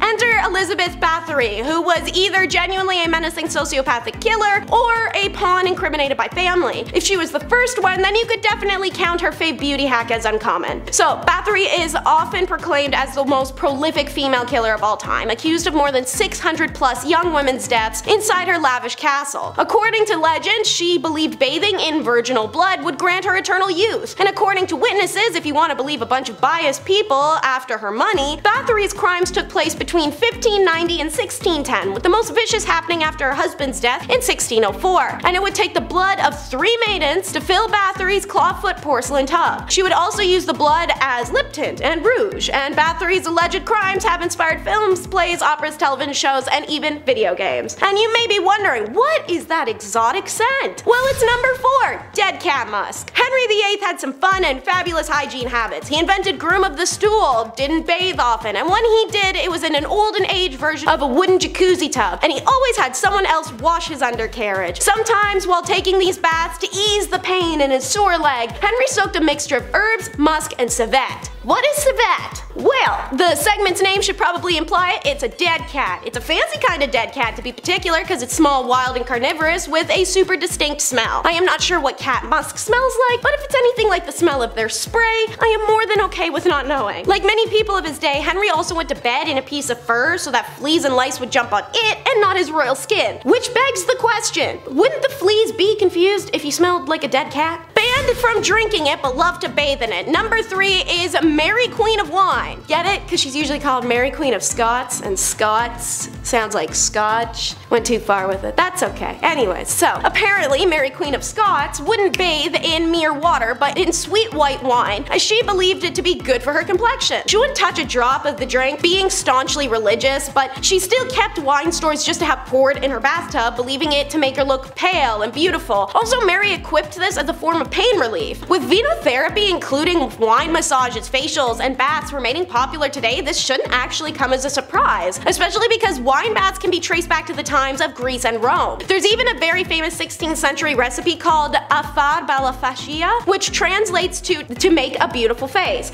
And it has a recipe to create a cosmic brew by boiling rosemary flowers with white wine. Quite a few people have tried it, as you can find the recipe online, and one tester group was called the Beautiful Chemistry Project, which studies its effects on skin quality and discovered that the process released essential oils and chemicals with antibacterial, moisture-binding, collagen-growth-stimulating, anti-inflammatory, antioxidant, brightening, and soothing effects. Number 2 is the stuff of nightmare. It's the permed wig. This really came as a shocker and is quite weird. So, when King Charles II had intercourse with ladies, he would collect some of their down there hair, and then he would stitch it into a wig, which he donated to a club for rich nobles, I don't know, to like look at it, and then it was stolen from that club, where someone starts another club where people came just to kiss the wig thing. Anyway, so King George IV was so inspired by this, he started doing the same. But unfortunately, he failed to complete his down there hair wig because he died before he finished collecting enough hair.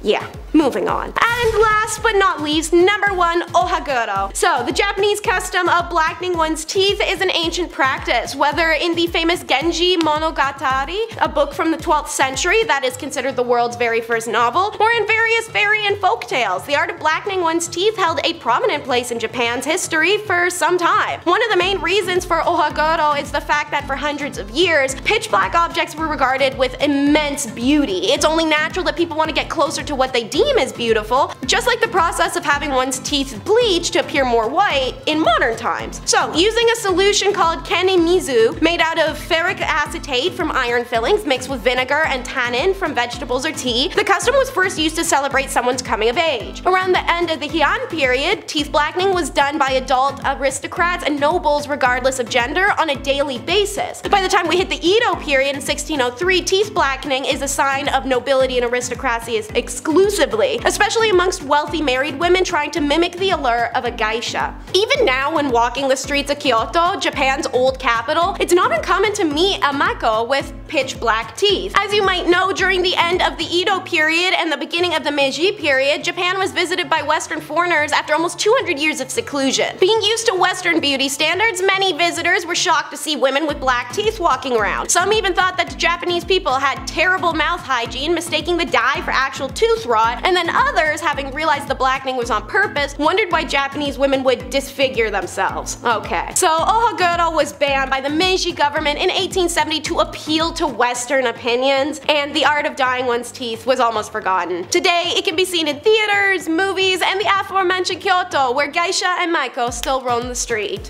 Kicking off the list at number 10, hot topics. Over in Finland, they're changing the game. The sauna over there is considered a national institution. It's a large part of both Finnish and Estonian cultures. These saunas are commonly found surrounding Finland's lakes, corporate headquarters, and, oh yeah, of course, the Parliament House. Saturday in Finland is traditional sauna day. It's not Saturday for the boys, it's just Saturday and we're gonna breathe in each other's mouths for a bit. I can't even fit into a bathtub. I look like an octopus trying to escape a jar. It's not relaxing, it's not a good Saturday at all. I want to move to Finland. When government leaders can't agree on an issue, they take it to the sauna. How amazing does that sound? In the middle of passing a bill, dudes will just pause and then go hit the sauna. We need this over here. Finns describe the sauna as a secret weapon behind their diplomatic advances. Director of the Finnish Employers Confederation described the ritual, saying that it's easier to discuss problems openly. It's like when we're doing a presentation in class, they always say to imagine everybody naked. Well, this was just that scenario played out in real life. Take away the briefcase and tie, you're just a naked dude sitting on a bench talking about inflation. Kind of an odd picture when you think of it. Number 9, the outhouse. One thing I am glad I don't have to deal with anymore is outhouses. Not that I ever did, it's just something I don't want to do. I called the chief again last night and he said it wasn't it again. Outhouses have been around for a long time. Technically just a hole in the ground where the business is done. It wasn't until later a small wood shack was built around said hole, and then it became an outhouse. Because the design of the outhouse is quite simple, there is a few design flaws that really just don't make any sense. Okay, yeah, it had to be built away from the house, as it is a pit full of refuse that exit a human being, but it's also built away from your house, so if you gotta go bad, I mean, you gotta go bad. You might not make it. This also is not so fun if you live in a place where it's cold, and you have to dress just to take a leak. But really what is the craziest thing is that after a certain time, that hole is going to fill up with an unholy godliness I wouldn't wish on my worst enemy. And now you gotta move it somewhere else. I know they wouldn't fill up that fast, but after a few years living in the same place, there'd be a few holes everywhere, and that's just not good decoration, is it? Not to mention, if you were living in the time of the expanding West, an unseen rattlesnake or scorpion could make the potty time your last. I'll just stay indoors, thanks. Number 8, the all-in-one. Alright men, this one goes out to us, the manly men, the dads, the sons, the brothers. The men who work all day and night and still have time for their family. I appreciate you and I see you, brother. Want to know why we have so much time, ladies? Well, that's because we've cut back on time in the shower with a very 5-head invention. We call it body wash, or face wash, or shampoo, because we use it for everything. 3-in-1, yes, that's right. If we buy a body wash product, that means it will be used all over our bodies. No time for L'Oreal Pantene or that purple shampoo with the kangaroo. We speedrun shower so we can get back into doing the things that you ladies love. Like not putting the toilet seat down. Number 7, King of the Porcelain Throne. Kings, I hear you. Life can be busy and the shower speedrun is not the only product that we've invented. Here's another shout out to all my kings who take extra time while sitting upon the porcelain throne. I salute you. Yes, that's right. Besides doing the hygienic process of evacuating one's bowels, we take a mental health break in the bathroom. A time to check in, relax, take inventory, and take a breath of some not so fresh air, especially if you ate Taco Bell the night before. Is it strange to sit there in that situation? Perhaps, but like any other guru, we need a space to feel our spirituality. Would Yoda be Yoda if he didn't meditate? Sit on the toilet, I will. Number 6, the beard apron. This is just so smart and I'm seriously considering buying one because this is the bane of my existence. Sometimes the lumberjack look is too much for me and the closer I get to looking like Chris Farley, the better. I think I have a great motivational speaker impression. Maybe I'll show you guys one day. We'll see, I don't know. However, when shaving my beard, I have nowhere to go and it's too cold in the winter to do it outside, so That's why this is so smart. Basically, it's an apron that you post up like a hammock. So when you're shaving down those chiseled cheekbones of yours, all the little hairs fall into the apron. That way your GF can't yell at you because there's no mess to be made. Necessity truly is the mother of all invention. Number 5, bacon products. Who doesn't love bacon, right? Bacon is delicious. Bacon is a delicious meat that can be enjoyed for breakfast, lunch, or dinner. Personally, there was nothing like waking up on a Saturday morning as a kid to play some GameCube and eat bacon and eggs, my favorite. I was a tubby kid and I was easy to impress. However, while bacon may not be the king of the breakfast table, it is the bootleg flavor of fragrance and the non-food market. It seems every time there's a store, gift shop, or novelties being sold, a bacon flavored, scented, or themed product is there for men. And it's not far behind. Because yes, we are tough and rugged, and we eat meat because we're cowboys. So that also means we want breath mints that are artificially bacon flavored, right? No, we don't. They taste horrible. It's awful. No one wants that. Nobody wants that. Number 4, bath bomb. Call it genius marketing, crazy society, or people wasting money, but a lot of hygiene beauty products that women purchase, men do too. They just gotta repackage it and inject it with 300 cc's of testosterone because men. Take the hand grenade bath bomb for instance. Taking bath bomb to a whole other level. Yes, the one I saw while researching was very colorful and it looked like it had a fruity scent, but it was shaped like a hand grenade from the Second World War. No way an adult man would fall for that, right? Pfft, no! Chris, you see my rubber ducky? Number 3, the man bun. Honestly, I don't mind this trend. I actually think it looks good. Certainly better than the mullets of the 90s. There's no way you can tell me mullets look better than man buns. You just can't. The man buns are actually somewhat organized. Especially if dudes grow them out and maintain them. However, what is strange to me is the man bun add-on. Yeah, it's like a man bun extension. You just like a clip-on. Basically, look like the guy who plays Wonderwall at every party for the low price of $19.99. I can't be dissing too much though, because I wore a clip-on tie till the 9th grade. But the girls thought I was cute? I think so. Number 2, gendered products. Another broad stroke here, but when things get placed into categories, there's always 2 colors that get used. Pink for girls, blue for boys. While I'm not sure whether colors are actually masculine or feminine themselves, it has been hardwired into most of us, that's just how it goes. Anything plastered in blue or male-like imagery, it's what's meant for men. I, however, as a kid had an absolute 5-head play. To protect my valuables from thieves and villains in the night, I always chose something that was girl-themed, pink, or something a boy wouldn't pick, as I thought if presented with my stolen items, I could always identify them since only a boy would choose girly stuff. From my Nintendo DS to my notebooks and honestly everything in between. Hot pink was in and Chetty made it work.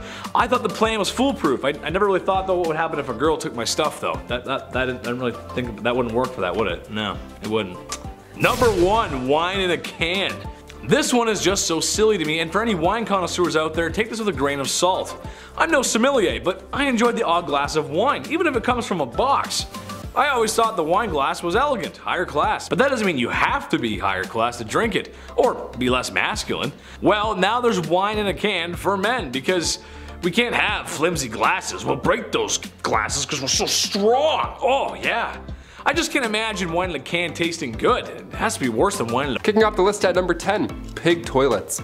Yeah, we'll start off with a nasty one. Look, we're on the part 6 now. We're talking about some ancient hygiene practices. It's gonna get gross, it just has to at this point. I've talked about Roman toilets, horsehair dental floss, so now we gotta dive into some yucky stuff. Pig toilets began around 200 BC in China, and these pig toilets were actually pretty common. You would just go to the washroom over top of a pig pen. It's pretty straightforward. It's pretty awful, but also it's all they had. It was pretty awful, but I would say it's worse for the pigs. Definitely worse for the pigs. The pigs would eat the waste because it was mixed into their food. They couldn't tell the difference. Ugh, horrible. This was one of the few options to manage waste, especially in areas where plumbing wasn't possible. I talked about pigs going to court in a recent BumbleBee video. If I was a pig, I would be pressing charges left, right, and center after this. That's so disgusting. We're already at number 10, and I want to puke. Nice, buckle up. Number 9, water closets. This one sounds fun. A closet full of water. What a blast, pun intended. Back in the 1800s, all over Europe, our modern day version of the bathroom came to life. Thankfully, I'm very glad this happened. If it didn't happen, it'd be It'd be a little bit different nowadays. It takes two things to have a water closet. A home big enough for a room purely devoted to waste, which is amazing. And of course, running water, that definitely helps. Sir John Harington, godson to Queen Elizabeth I, was determined to invent what we now know as the basic toilet. Back in 1596, he created this idea, and people actually made fun of this guy for spending so much time working on a useless device. Yeah. The more we know. Cut to 200 years later, another inventor by the name of Alexander Cummings reworked the water closet, added an S-trap, the little valve between the top and the bottom parts of the bowl, and now we're on the right track. Then a couple years later, in 1777, Samuel Prosser applied for a plunger closet patent and got it. A year later after that, Joseph Bramah enters the toilet game, adds a valve on the bottom, an old school ball cock. So we're getting there, slowly over time. Different inventors are bringing their new ideas in, all so that we can go and take a shit. Rodman was a sailor at the time, so his water closet was often used on ships of that era. Today we have toilets that flush automatically. Once you get up or move around, the sensors think you're done, and then they blast away. If you stand and wait, good game. This thing's gonna be making noise all day long. Number 8. Sweet traps. When you're royalty of one of the most successful empires and civilizations in human history, it means you ain't gonna lift a finger. Less than any other celebrities do today, probably. So what to do with all that extra time in your hands instead of living like everyone else? Well, how about a picnic? That sounds nice, actually. Sounds great, right? Except when we bring out all of our favorite treats. The flies and bugs bother us, and we can't look beautiful if we're covered in bugs head to toe. How did the Egyptians fix this, you ask? Well, it's simple. Don't let the bugs bite you in the first place. Basically, you get one of your forced volunteers, maybe a couple actually, and you slather the poor devils in honey, till they look like your favorite pastry from Tim Hortons. Place said glazed serving away from the picnic, and now you can enjoy it in sunshine and peace. The screaming of being eaten alive by bugs might dampen the mood, so just wear earplugs, it's fine. You stay over there and just get eaten, it's fine, no problem. No problem. Number 7. Unhooded Sith. Circumcision is important in a lot of cultures of yesterday and today. Now at this channel, my job is to come out here every week and make you laugh. So to the men out there who still have their Jedi robes, imagine every day of your life you got sand in places that sand shouldn't be. Anakin Skywalker's worst nightmare, and honestly explains why he hates sand so much. But perhaps one of the reasons Egyptians used this hygiene service was to stop sand getting in their wiener's one-eyed bandit. There's no showers, nothing to really get it out once it's in there. That's no good. I guess you could take a dip in the Nile River, but there's too many crocodiles in there, and who has the time to jump in the Nile River when they're busy being forced to build large structures that will stand the test of time? So you better line up, fellas, or be cursed to feel like Anakin Skywalker for the rest of your life. The prequel one too, not the cool animated one, the one that whines a lot. That one. You don't want to be that one. Number 6. Nice dentist. Turns out not all Egyptian dentistry is completely awful. It turns out they may have come up with the first toothbrush. Other civilizations had examples of one too, so it's hard to tell exactly, but the Egyptians had one. But one thing they did have over everyone else were Tic Tacs, or breath mints actually. Honestly, this makes a lot of sense. Imagine it was Valentine's Day, you just walked past a large pyramid. There's sand in places on your body where sand just shouldn't be. When you notice the smell of your breath, and it's something awful. But not to worry, because you purchased breath mints from the market. Yes, that's right. Now smooching with your Egyptian sweetheart can go on without a hitch. The mints were made from nice smelling herbs and mints, sometimes roasted over a fire to form little candies. An ancient Egyptian solution to an ancient Egyptian problem. Kinda like that one actually, kinda nice. Could put a mint in, it's kinda nice. Number 5. What? I didn't have any corn! Austin Powers reference for you. You know the character I'm talking about, I can't say it. Here's a hygiene product that just makes me question life. The very fabric of our existence. Whether it was the Big Bang or the almighty creator, there's just no way this was ever meant to happen. It doesn't make any sense. One day, somebody was walking along the Nile River and was unfortunate enough to step in crocodile droppings. Now, most people would say gross and move on. Oh, no, not the people of ancient Egypt. They felt the stinky, squishy unholiness on their feet and said, yes, we must bathe in this. And they did. They took the forbidden mud bath, the brown tsunami, the cesspit of no hope. You can call it whatever you want, really, it's horrible either way you look at it. Supposedly it was meant to keep you young and beautiful. My only question would be, at what point did they realize poo baths were a mistake? Was it when they were smelling it and it was bad? Or was it when it accidentally got in your mouth or something like that and you're just like, oh what, get that out of my mouth? That's the Scottish Egyptian in case you were wondering. Number 4, waste removal. This one is kind of a broad stroke, but hear me out. There's no plumbing, no waste removal, and people kind of just go wherever they want. A lot of that unhygienic waste is kind of just laying about. However, the people of Egypt also had the advantage of the Nile River, which means they use that bad boy for everything: transport, irrigation, a water source, and of course, a bathroom. Which, in case you didn't know, your source of water and irrigation should be two separate. They shouldn't go together. That's not good. This is a good explanation for the plagues of Egypt, besides the sin. Bad sinners, no sinning. As years of that kind of negligent waste management are liable to make any pharaoh sick. Don't mix your water with the poo. Don't do that. That's bad. Don't do that. Number 3. Sunscreen. This should come as no secret to anyone out there, but with my rosy cheeks and fair complexion, I would not do very well in the suns of ancient Egypt. Honestly, I don't know how Luke Skywalker lived on Tatooine with those twin suns. Without a little copper tone action, you know what I'm saying? The Egyptians had an answer to that problem, however. Not the whole living on Tatooine part, that just kinda sucks no matter what. Blue milk is weird. They had a makeshift sunscreen using rice bran extracts and a few other ingredients that were meant to help protect against the sun's rays. How effective was it really? Not sure, cause the only stuff I'm willing to test out is the real stuff. And if I get burnt, then I start peeling. And then somebody has to rub aloe vera all over me.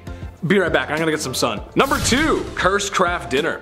You've got no plumbing in your palace, and it's time for dinner. So how does an Egyptian royal make his favorite pot of KD without water? I mean, if college kids can do it in their dorm room, surely they can master the art of post-secondary cuisine.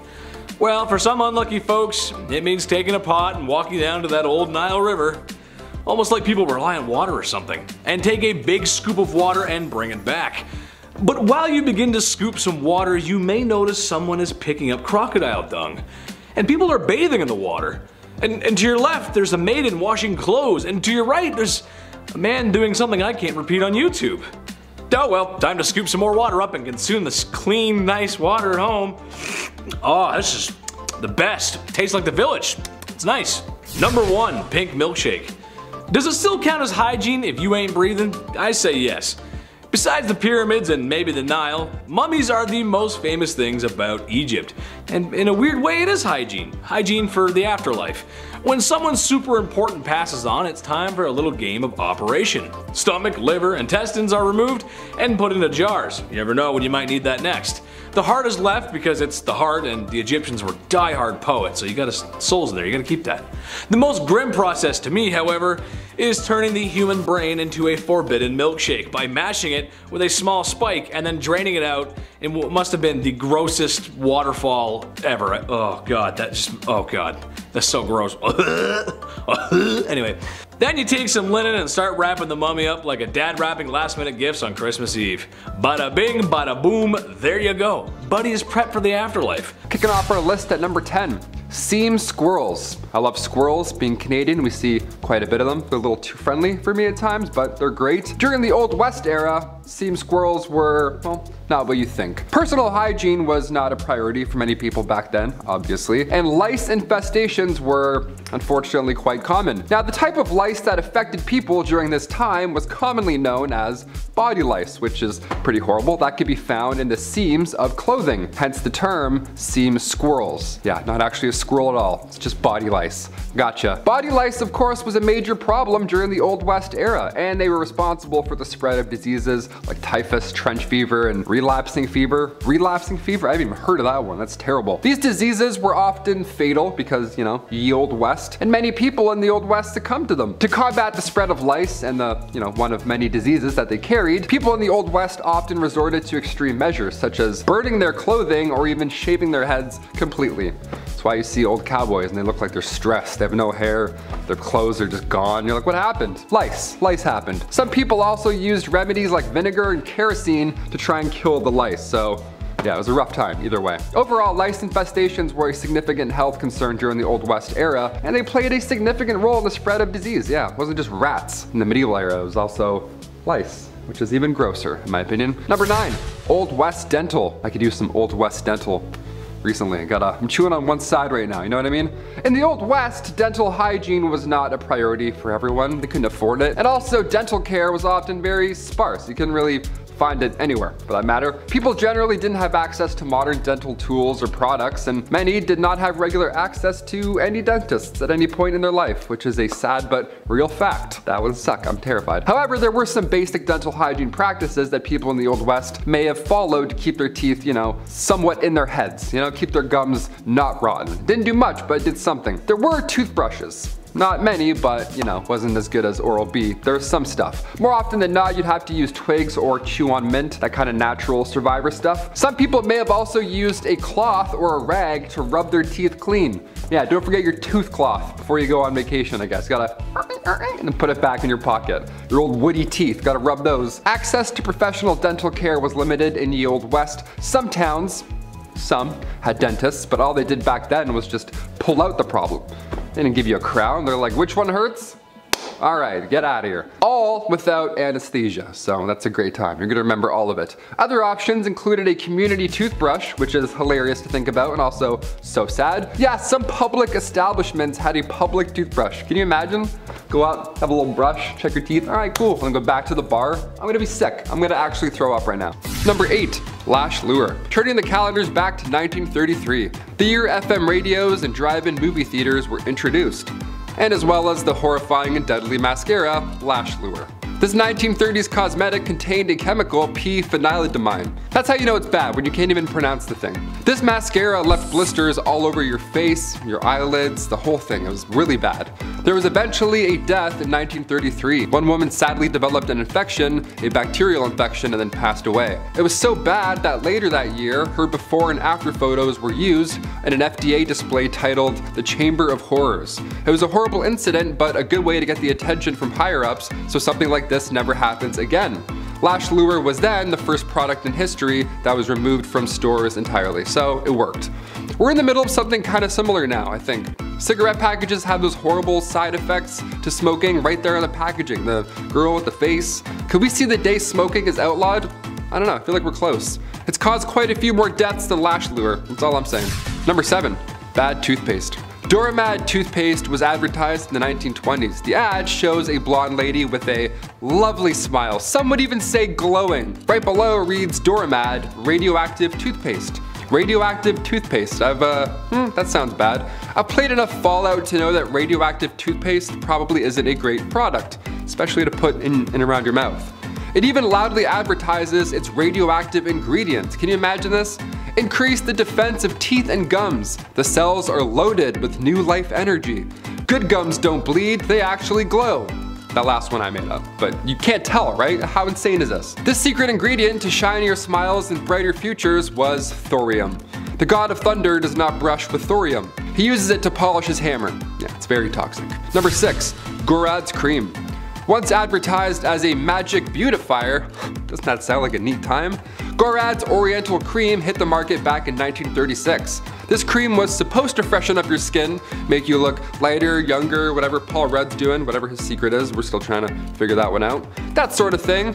But instead, this skin cream had one user ending up in a book that's very Chamber of Horrors style. This magic ingredient that was meant to magically make you beautiful had some magic mercury in it. Not something you want on your face, yeah, at all. The results were haunting. This woman had soon developed black gums, her teeth loosened, and dark rings appeared around her eyes and even her neck. Mercury poisoning is not fun. Number 5, moss. We're halfway through and I'll say it again. I'll remind you all again, I have the utmost respect for you ladies. As a guy doing this list and like writing this list, I mean the things you had to craft back then and then, you know, put, oh my lord. For example, going back to the 10th century, this was a time long before Tampax was ever even a thing. Women were forced to get creative when it came to personal hygiene. They had to just figure it out themselves and literally collect grass or moss, sheepskin lined with cotton. It was mostly moss all the time. You all are absolute troopers. If it wasn't moss, other solutions were small pieces of wood with lint wrapped around it. Number 4, Qtips. If you haven't heard, Qtips are not for your ears. Yeah, I thought this was a rumor. Turns out we're all lawbreakers. I use 2 at the same time if I'm in a rush. No, flip them. I'm a vigilante when it comes to Qtips. Q-tips were invented in 1923 by Leo Gertzensang, right after his wife stuck cotton balls to the end of a toothpick. Kinda sounds like his wife invented Q-tips, but okay, we'll roll with it. From 1923 to 1926, they were named Baby Gays, and then Q-tip Baby Gays, and then finally just Q-tips. It's like a Sweet Baby Ray's, that barbecue sauce. Oh, so good. If they just called it Sweet Ray's, maybe they give it like the baby, I don't know. You have to try and work it out. I don't know what the bit is, but I'm like, hey, that's a great sauce, and I just thought of that sauce. Baby Ray's, Baby Gays. Back in those days, Q-tips were dipped in boric acid, and they were intended to sterilize wounds. Yeah, and we're just out here like, my eyes roll back every time. I get way too deep. I get too deep where I'm like, oh, it's gone. Huh, there it is, magic, I'm a magician. After this, there were even Q soaps, Q oils, Q creams. It's like Apple, like iPad, iPhone, the other i stuff. So what's this rumor that they're not supposed to be in your ears? What's that about? Well, in 2008, Dennis Fitzgerald brought forward concerns about Q-tips and how they're really pushing earwax into your ear canal, leading to possible infections more than anything. When Cheeseboro Ponds bought the company back in 1962, they added a warning on the box. A warning that we, and I, gladly still ignore. Just talking about this, I'm like, oh, I'm gonna go clean my stuff out. I have Q-tips in my bag, literally, I'm always prepared. Always strapped. Number 3, hair removal trick. In the late 19th century, something called thallium actate started to sweep the nation. It was a hair removal method which even today is the talk of the town. Laser off that peach fuzz for good. Zerp, gone. Thallium was used back in the day, but originally thallium was prescribed for those who suffered with ringworm. But even so, thallium didn't do anything per se about the ringworm, it just caused the patient's hair to fall off. So the ringworm was then easier to find. I'd prefer a haircut if you ask me, but sure, thallium does the trick as well. Eventually, thallium was sold as a cream, a toxic cream. It should never touch your skin at all, and it's a face cream. Are you kidding? This thing was once rat poison as well, and now we're rubbing it around like it's Bath & Body Works Noel cream. It's my favorite cream, the green one. Oh God, gone in 2 days. This was outlawed, thankfully, in the 30s, but it had to get bad pretty first. Number 2, Aqua Tana. Going back to the 1600s for this one. Also, if you're a murderino, you'll enjoy this bit of dark history. Aqua Tana was a cosmetic that was sold to women in the early 1630s. It was a cosmetic that doubled as a poison. Yeah, sneaky, right? Some Assassin's Creed going on here. The origins of this deadly cosmetic that was sold and responsible for around like 600 deaths is pretty wild. So back in 1632, 2 women, Francesca Lasarda and Teofana Diamato, they both created this poison. They worked together and created it so that when their husbands kissed them on the cheek, they would then be poisoned. But eventually Teofana was caught and executed for her crimes, but her recipe carried on through her daughter, Julia Tofana. She took this deadly recipe to Rome and then kept manufacturing it. Inside this cursed cosmetic was arsenic, lead, and belladonna. Colorless, tasteless, and one of the deadliest. And finally coming in at number 1, more ancient birth control. Okay, we kicked this list off catching up with ancient Egyptians and the aid of acacia trees and all that jazz. So I figured we'd end on a ridiculous birth control method from the ancient Roman days. Cyrannus, who was known as a Greek gynecologist back then, his idea for Planned Parenthood was not a good one. It was not a good idea. He wrote that after you know, bump uglies, in order to prevent pregnancy, the woman must squat and sneeze. First of all, no, not a chance, no, no, and also, if you're thinking about it, no. Secondly, who can sneeze on demand? I certainly can't. I had a really nice time tonight, cheers. That's not possible, no. Many methods from the past are questionable. In ancient China, it was commonly told that drinking hot mercury could prevent pregnancy. Yeah, leave mercury away from your body, that will literally kill you.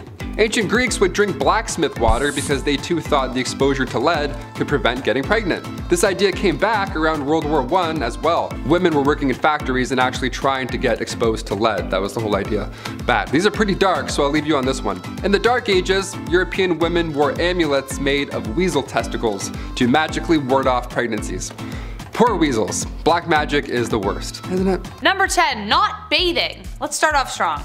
So obviously hindsight is 20/20. We know a lot more about personal hygiene now than we did, then and as well in like middle school, because high school locker rooms, what the heck. Without the knowledge of germs and disease, not bathing seemed like the logical next step for a lot of people, even though it made you smelly as all heck. When the Pilgrims arrived in Native America on the Mayflower, the indigenous tribes often referred to their horrid smell. An account from a member of the Patuxet Nation even tried to convince them to start washing themselves. They were like, come on guys, snuff. They wash their hands and faces, but they rarely wash their whole bodies. Though they believed cleanliness was next to godliness, that didn't necessarily mean they needed water to do it. They believed that should they submerge themselves, they risk disease. This could be because they dumped their daily duties into the water, so you know that's likely. So instead they took dry baths where they wiped themselves down with a dry cloth, but it didn't really help much. Number 9, bedpans. It's always the worst when you get tucked in at night, you start to fall asleep, you're starting to doze off, and then you realize you need to pee. It's the worst. You gotta get up, walk down that long, scary hallway, blind yourself for 2 minutes, and then get cozy all over again. Well, in the Middle Ages, you would just toss your full bedpan out the window. Easy peasy. Heads up. Oh, oops. It's so gross. Or sometimes, if you were feeling a little lazy, this was also common, you would use the bedpan and then just slide it back underneath your bed and go right back to sleep. If anybody ever gives you shit for having cups in your room, show them this video, show them this history. You're fine, you're not that bad. Back in those days, we weren't exactly aware of the disease that we threw out the window as well. Most of the time it was number 1, so the rain could just, wash away the yuck, but these buildings were only one story. It wasn't going anywhere. If you were tossing anything out, you'd be stepping over it the next morning on the way to, the public execution or whatever. Number 8, urine. Okay, is this just gonna be disgusting the entire time? Well, the answer is yes. History's pretty disgusting. Okay, this one is weird because right when we think we figured it all out, something jarring happens, like a jar of piss, and all the health benefits it had throughout history. I'm sorry, what? Well, at least they thought it did. In ancient Rome, not only was this liquid gold sold for, well, gold, it was often traded as a prominent good, sold for its multitude of healing purposes. You see, people have been using urine for thousands of years. That's right, this destructive, toxic bodily fluid could be repurposed, salvaged into many different topicals and treatments. From hair loss to your daily skincare routine, it was not only great for staining and softening leather made for shoes and clothes, it was a natural teeth whitener and antiseptic. That's right, from ancient Rome to as late as the 20th century, people have been tinkering and tailoring with their pee. Egyptians did it, Greeks did it. Urine is the body's natural antiseptic and was soon turning septic. Like the science behind this alone is what your buddy tells you, you know what I mean? Oh, rolled ankle? Yeah, just piss on it. Got ghosts? Just pee on it. The ailment for all your needs. Disgusting. Number 7, teeth. Invented in 1488 by Sir Robert Tooth. Okay, I'm joking, no. Teeth were never officially invented, but what we did for them and how we cared for them had people scratching their heads for the last millennia. We've all had a toothache at some point in our lives, so they must have had them back then. In fact, oral hygiene was utterly disgusting. I didn't brush my teeth after my coffee and I can already feel it. Ew. People's teeth were so bad throughout history that dentists were actually training and teaching each other what to do about the huge toothworm problem. That's right. Imagine worms growing inside your teeth. Well, due to the swelling and pressure, people thought there were actual bugs or evil spirits living within their sore tooth, serving them extreme pain. Nope, just an infection. You need a root canal. Oh, and actual worms and bugs living in the tooth. Yeah, you see this gray area right here? That's a ladybug, right? It's medieval England and things were pretty medieval. Right down to the surgery, and if you had an impacted wisdom tooth, well, that wasn't covered. England, 400 AD. People started this new trend of oral hygiene cleaning, but it wasn't spin brushes and floss, no.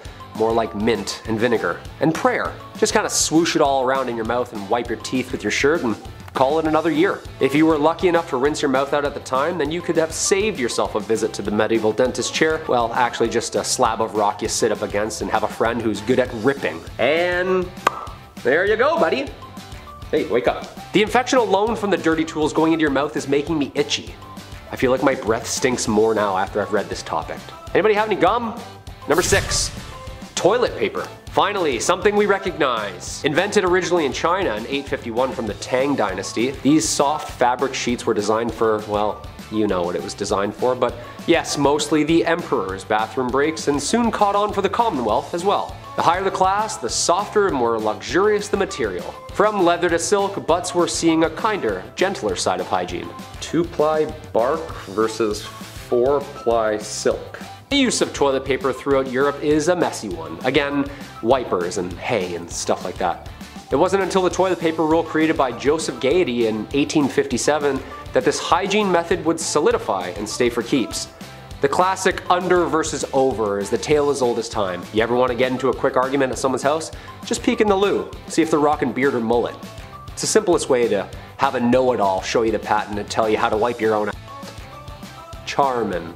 Number 5. The Great Stink. The what? Oh, no, yeah, I read that right.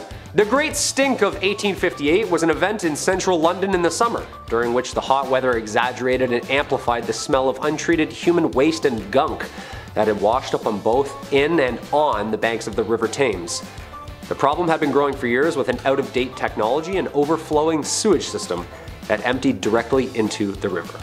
The stank was thought to have been the root cause of a number of contagious diseases and 3 outbreaks of cholera before it was agreed upon that a small problem was emerging. You think? Long story short, all the garbage, human waste, bloated bodies were all just washing up around the same time. Hey, I caught one!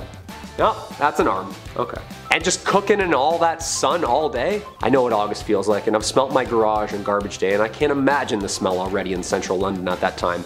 And for people to have complained so much that it was even stinkier, that's absolutely rotten. Number 4. Nosegays. I was just thinking, where are all these inventions and blueprints on how to stop the smell? If you can knit metal into a crop top, you can cover your mouth and nose, can't you? Well, close enough. Nosegays were invented. Basically just big nose plugs one would wear day to day to drown out the smell of absolute filth.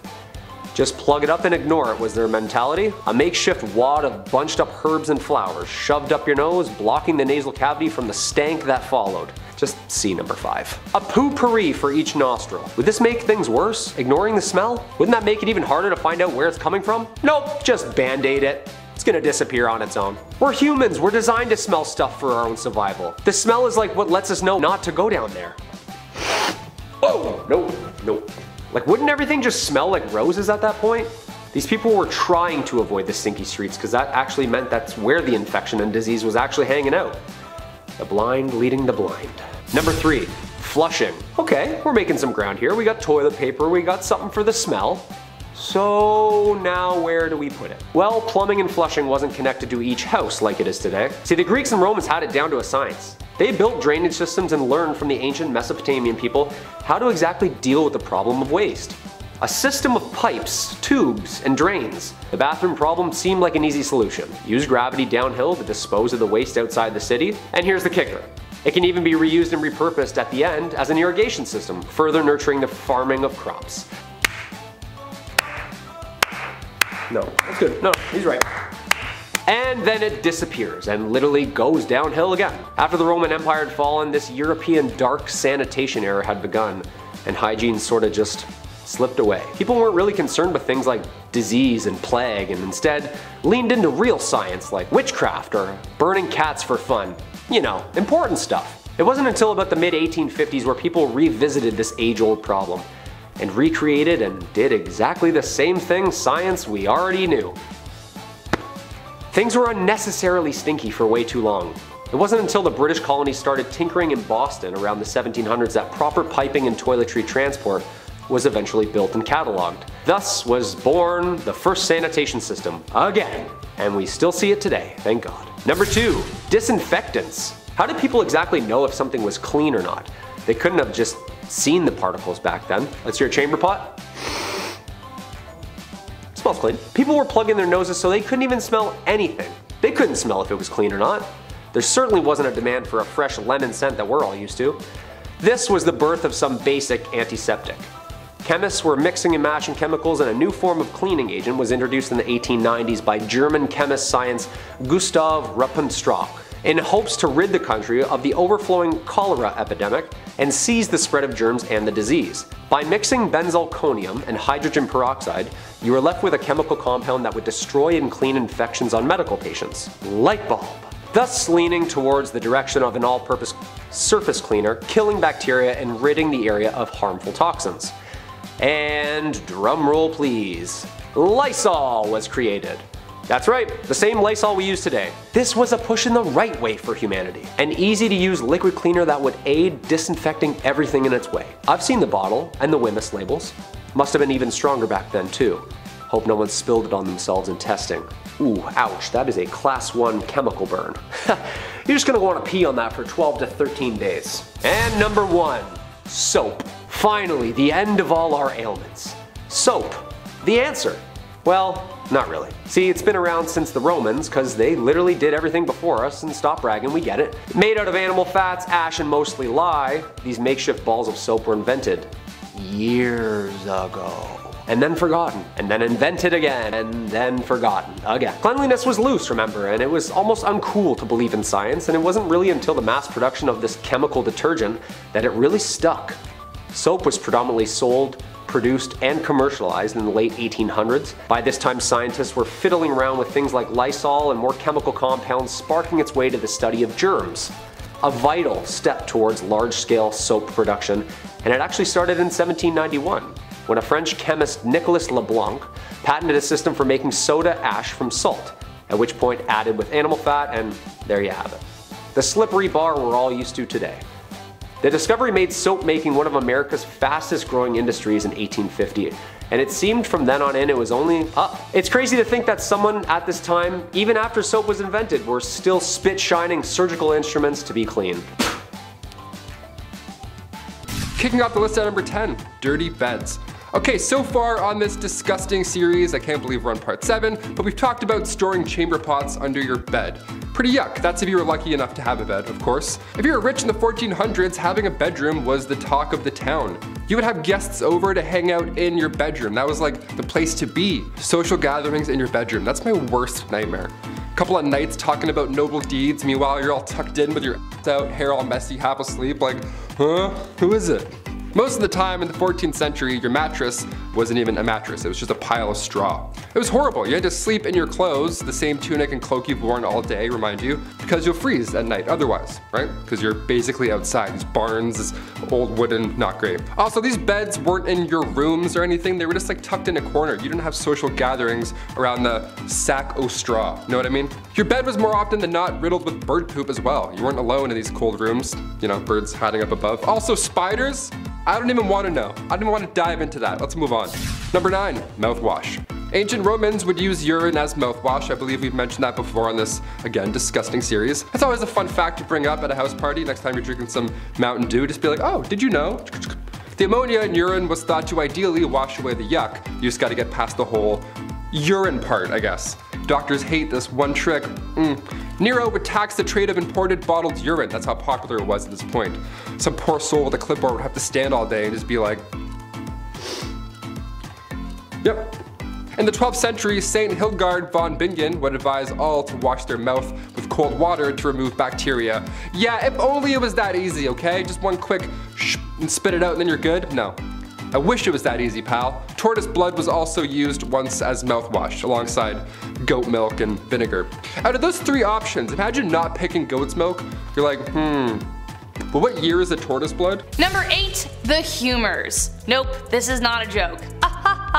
Though it sounds like it. Ever heard the phrase to be in good humor? Well, it goes back to this. I mean, probably. I actually don't know, but it sounds like the 2 are connected. The 4 humors were the basis of medical treatment in medieval times. The idea was introduced by Hippocrates all the way back in ancient Greece, which combined ancient science, naturalistic knowledge, and philosophy. The 4 humors were blood, yellow bile, black bile, and phlegm. They were organized to represent the 4 elements, the 4 qualities of cold, hot, moist, and dry, as well as the 4 seasons and planets. If something was wrong with you, then it was because one of the humors was out of whack. If you were depressed, something was wrong with your black bile, for instance. Do I know what black bile is? No, I don't want to ever know. Are you too hot? Well, bloodletting will be the solution for that. The factors controlling your humoral makeup involved sex, age, temperament, and many more. Bloodletting was the most popular way of balancing the humors, and it was assumed to have a relationship with most diseases, from smallpox to pseudoscientific hysteria. What, you horny? Let's bloodlet ya.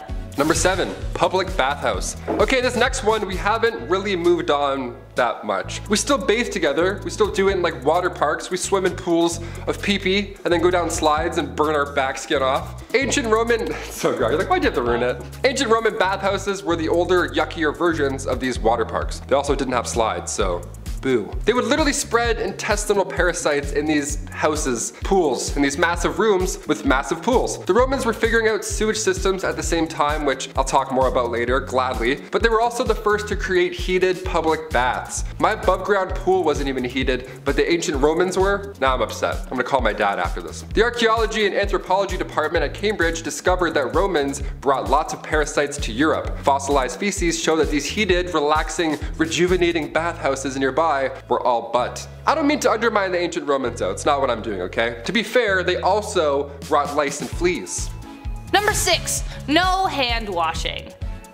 I don't know. Believe it or not, washing your hands as a doctor before doing anything was a controversial idea. Today, especially due to the last 2 years, we all have a tune we sing while washing our hands to ensure we're lathering for like full 20 seconds. We've all done it. But when doctors discovered it was their fault people were getting sick, they didn't rejoice, they got offended. The whole conversation started because of a man called Ignaz Semmelweis. He was studying the differences between 2 birthing hospitals, one run by midwives, the other by doctors and students. The mortality rate at the latter was way higher than the other. They were dying from something known as childbed fever, more closely known as sepsis. After a series of trial and error, he hypothesized that it was because the students were touching cadavers and then touching the mothers. He then made them clean every tool in their hands with chlorine solution, literally the best thing to kill germs, though he didn't know that at the time, he just assumed it would work. Well, wouldn't you know, mortality rates improved significantly, but when he tried to enforce his findings, doctors were upset they were being blamed for the deaths. He ended up getting fired over it and eventually thrown into a mental asylum near the end of his life. Considering what we know now, that's rough. Number 5. Dark dental days. Dental health is important. We have the charcoal toothpaste trend that I myself even hopped onto recently. But why are we even doing it? Do we know? Other than it's on TikTok? Well, it helps remove stains, but aside from that, there's no hard evidence that this is the next best brushing method. We do it because it's popular. It feels like we're missing out on something. Well, Queen Elizabeth I apparently had a pretty strong desire for a Mars bar too, but back in the day, they didn't have TikTok. Brushing wasn't cool, nor was it perfected in any sense. The Queen's teeth became riddled with cavities. Her teeth straight up began to rot, and subsequently turned black. But seeing as she's the literal queen, people wanted to be just like her in any way. She started a short-lived trend where women blacken their teeth on purpose just so they would appear rich enough to afford sugar. That's wild. That's like me walking around in a neck brace being like, oh yeah, I crashed my Lamborghini. I totally have one of those. Number 4, arsenic. I think they were confusing this chemical with Accutane, which is a chemical we use today to treat acne, but for a while, arsenic wafers were used.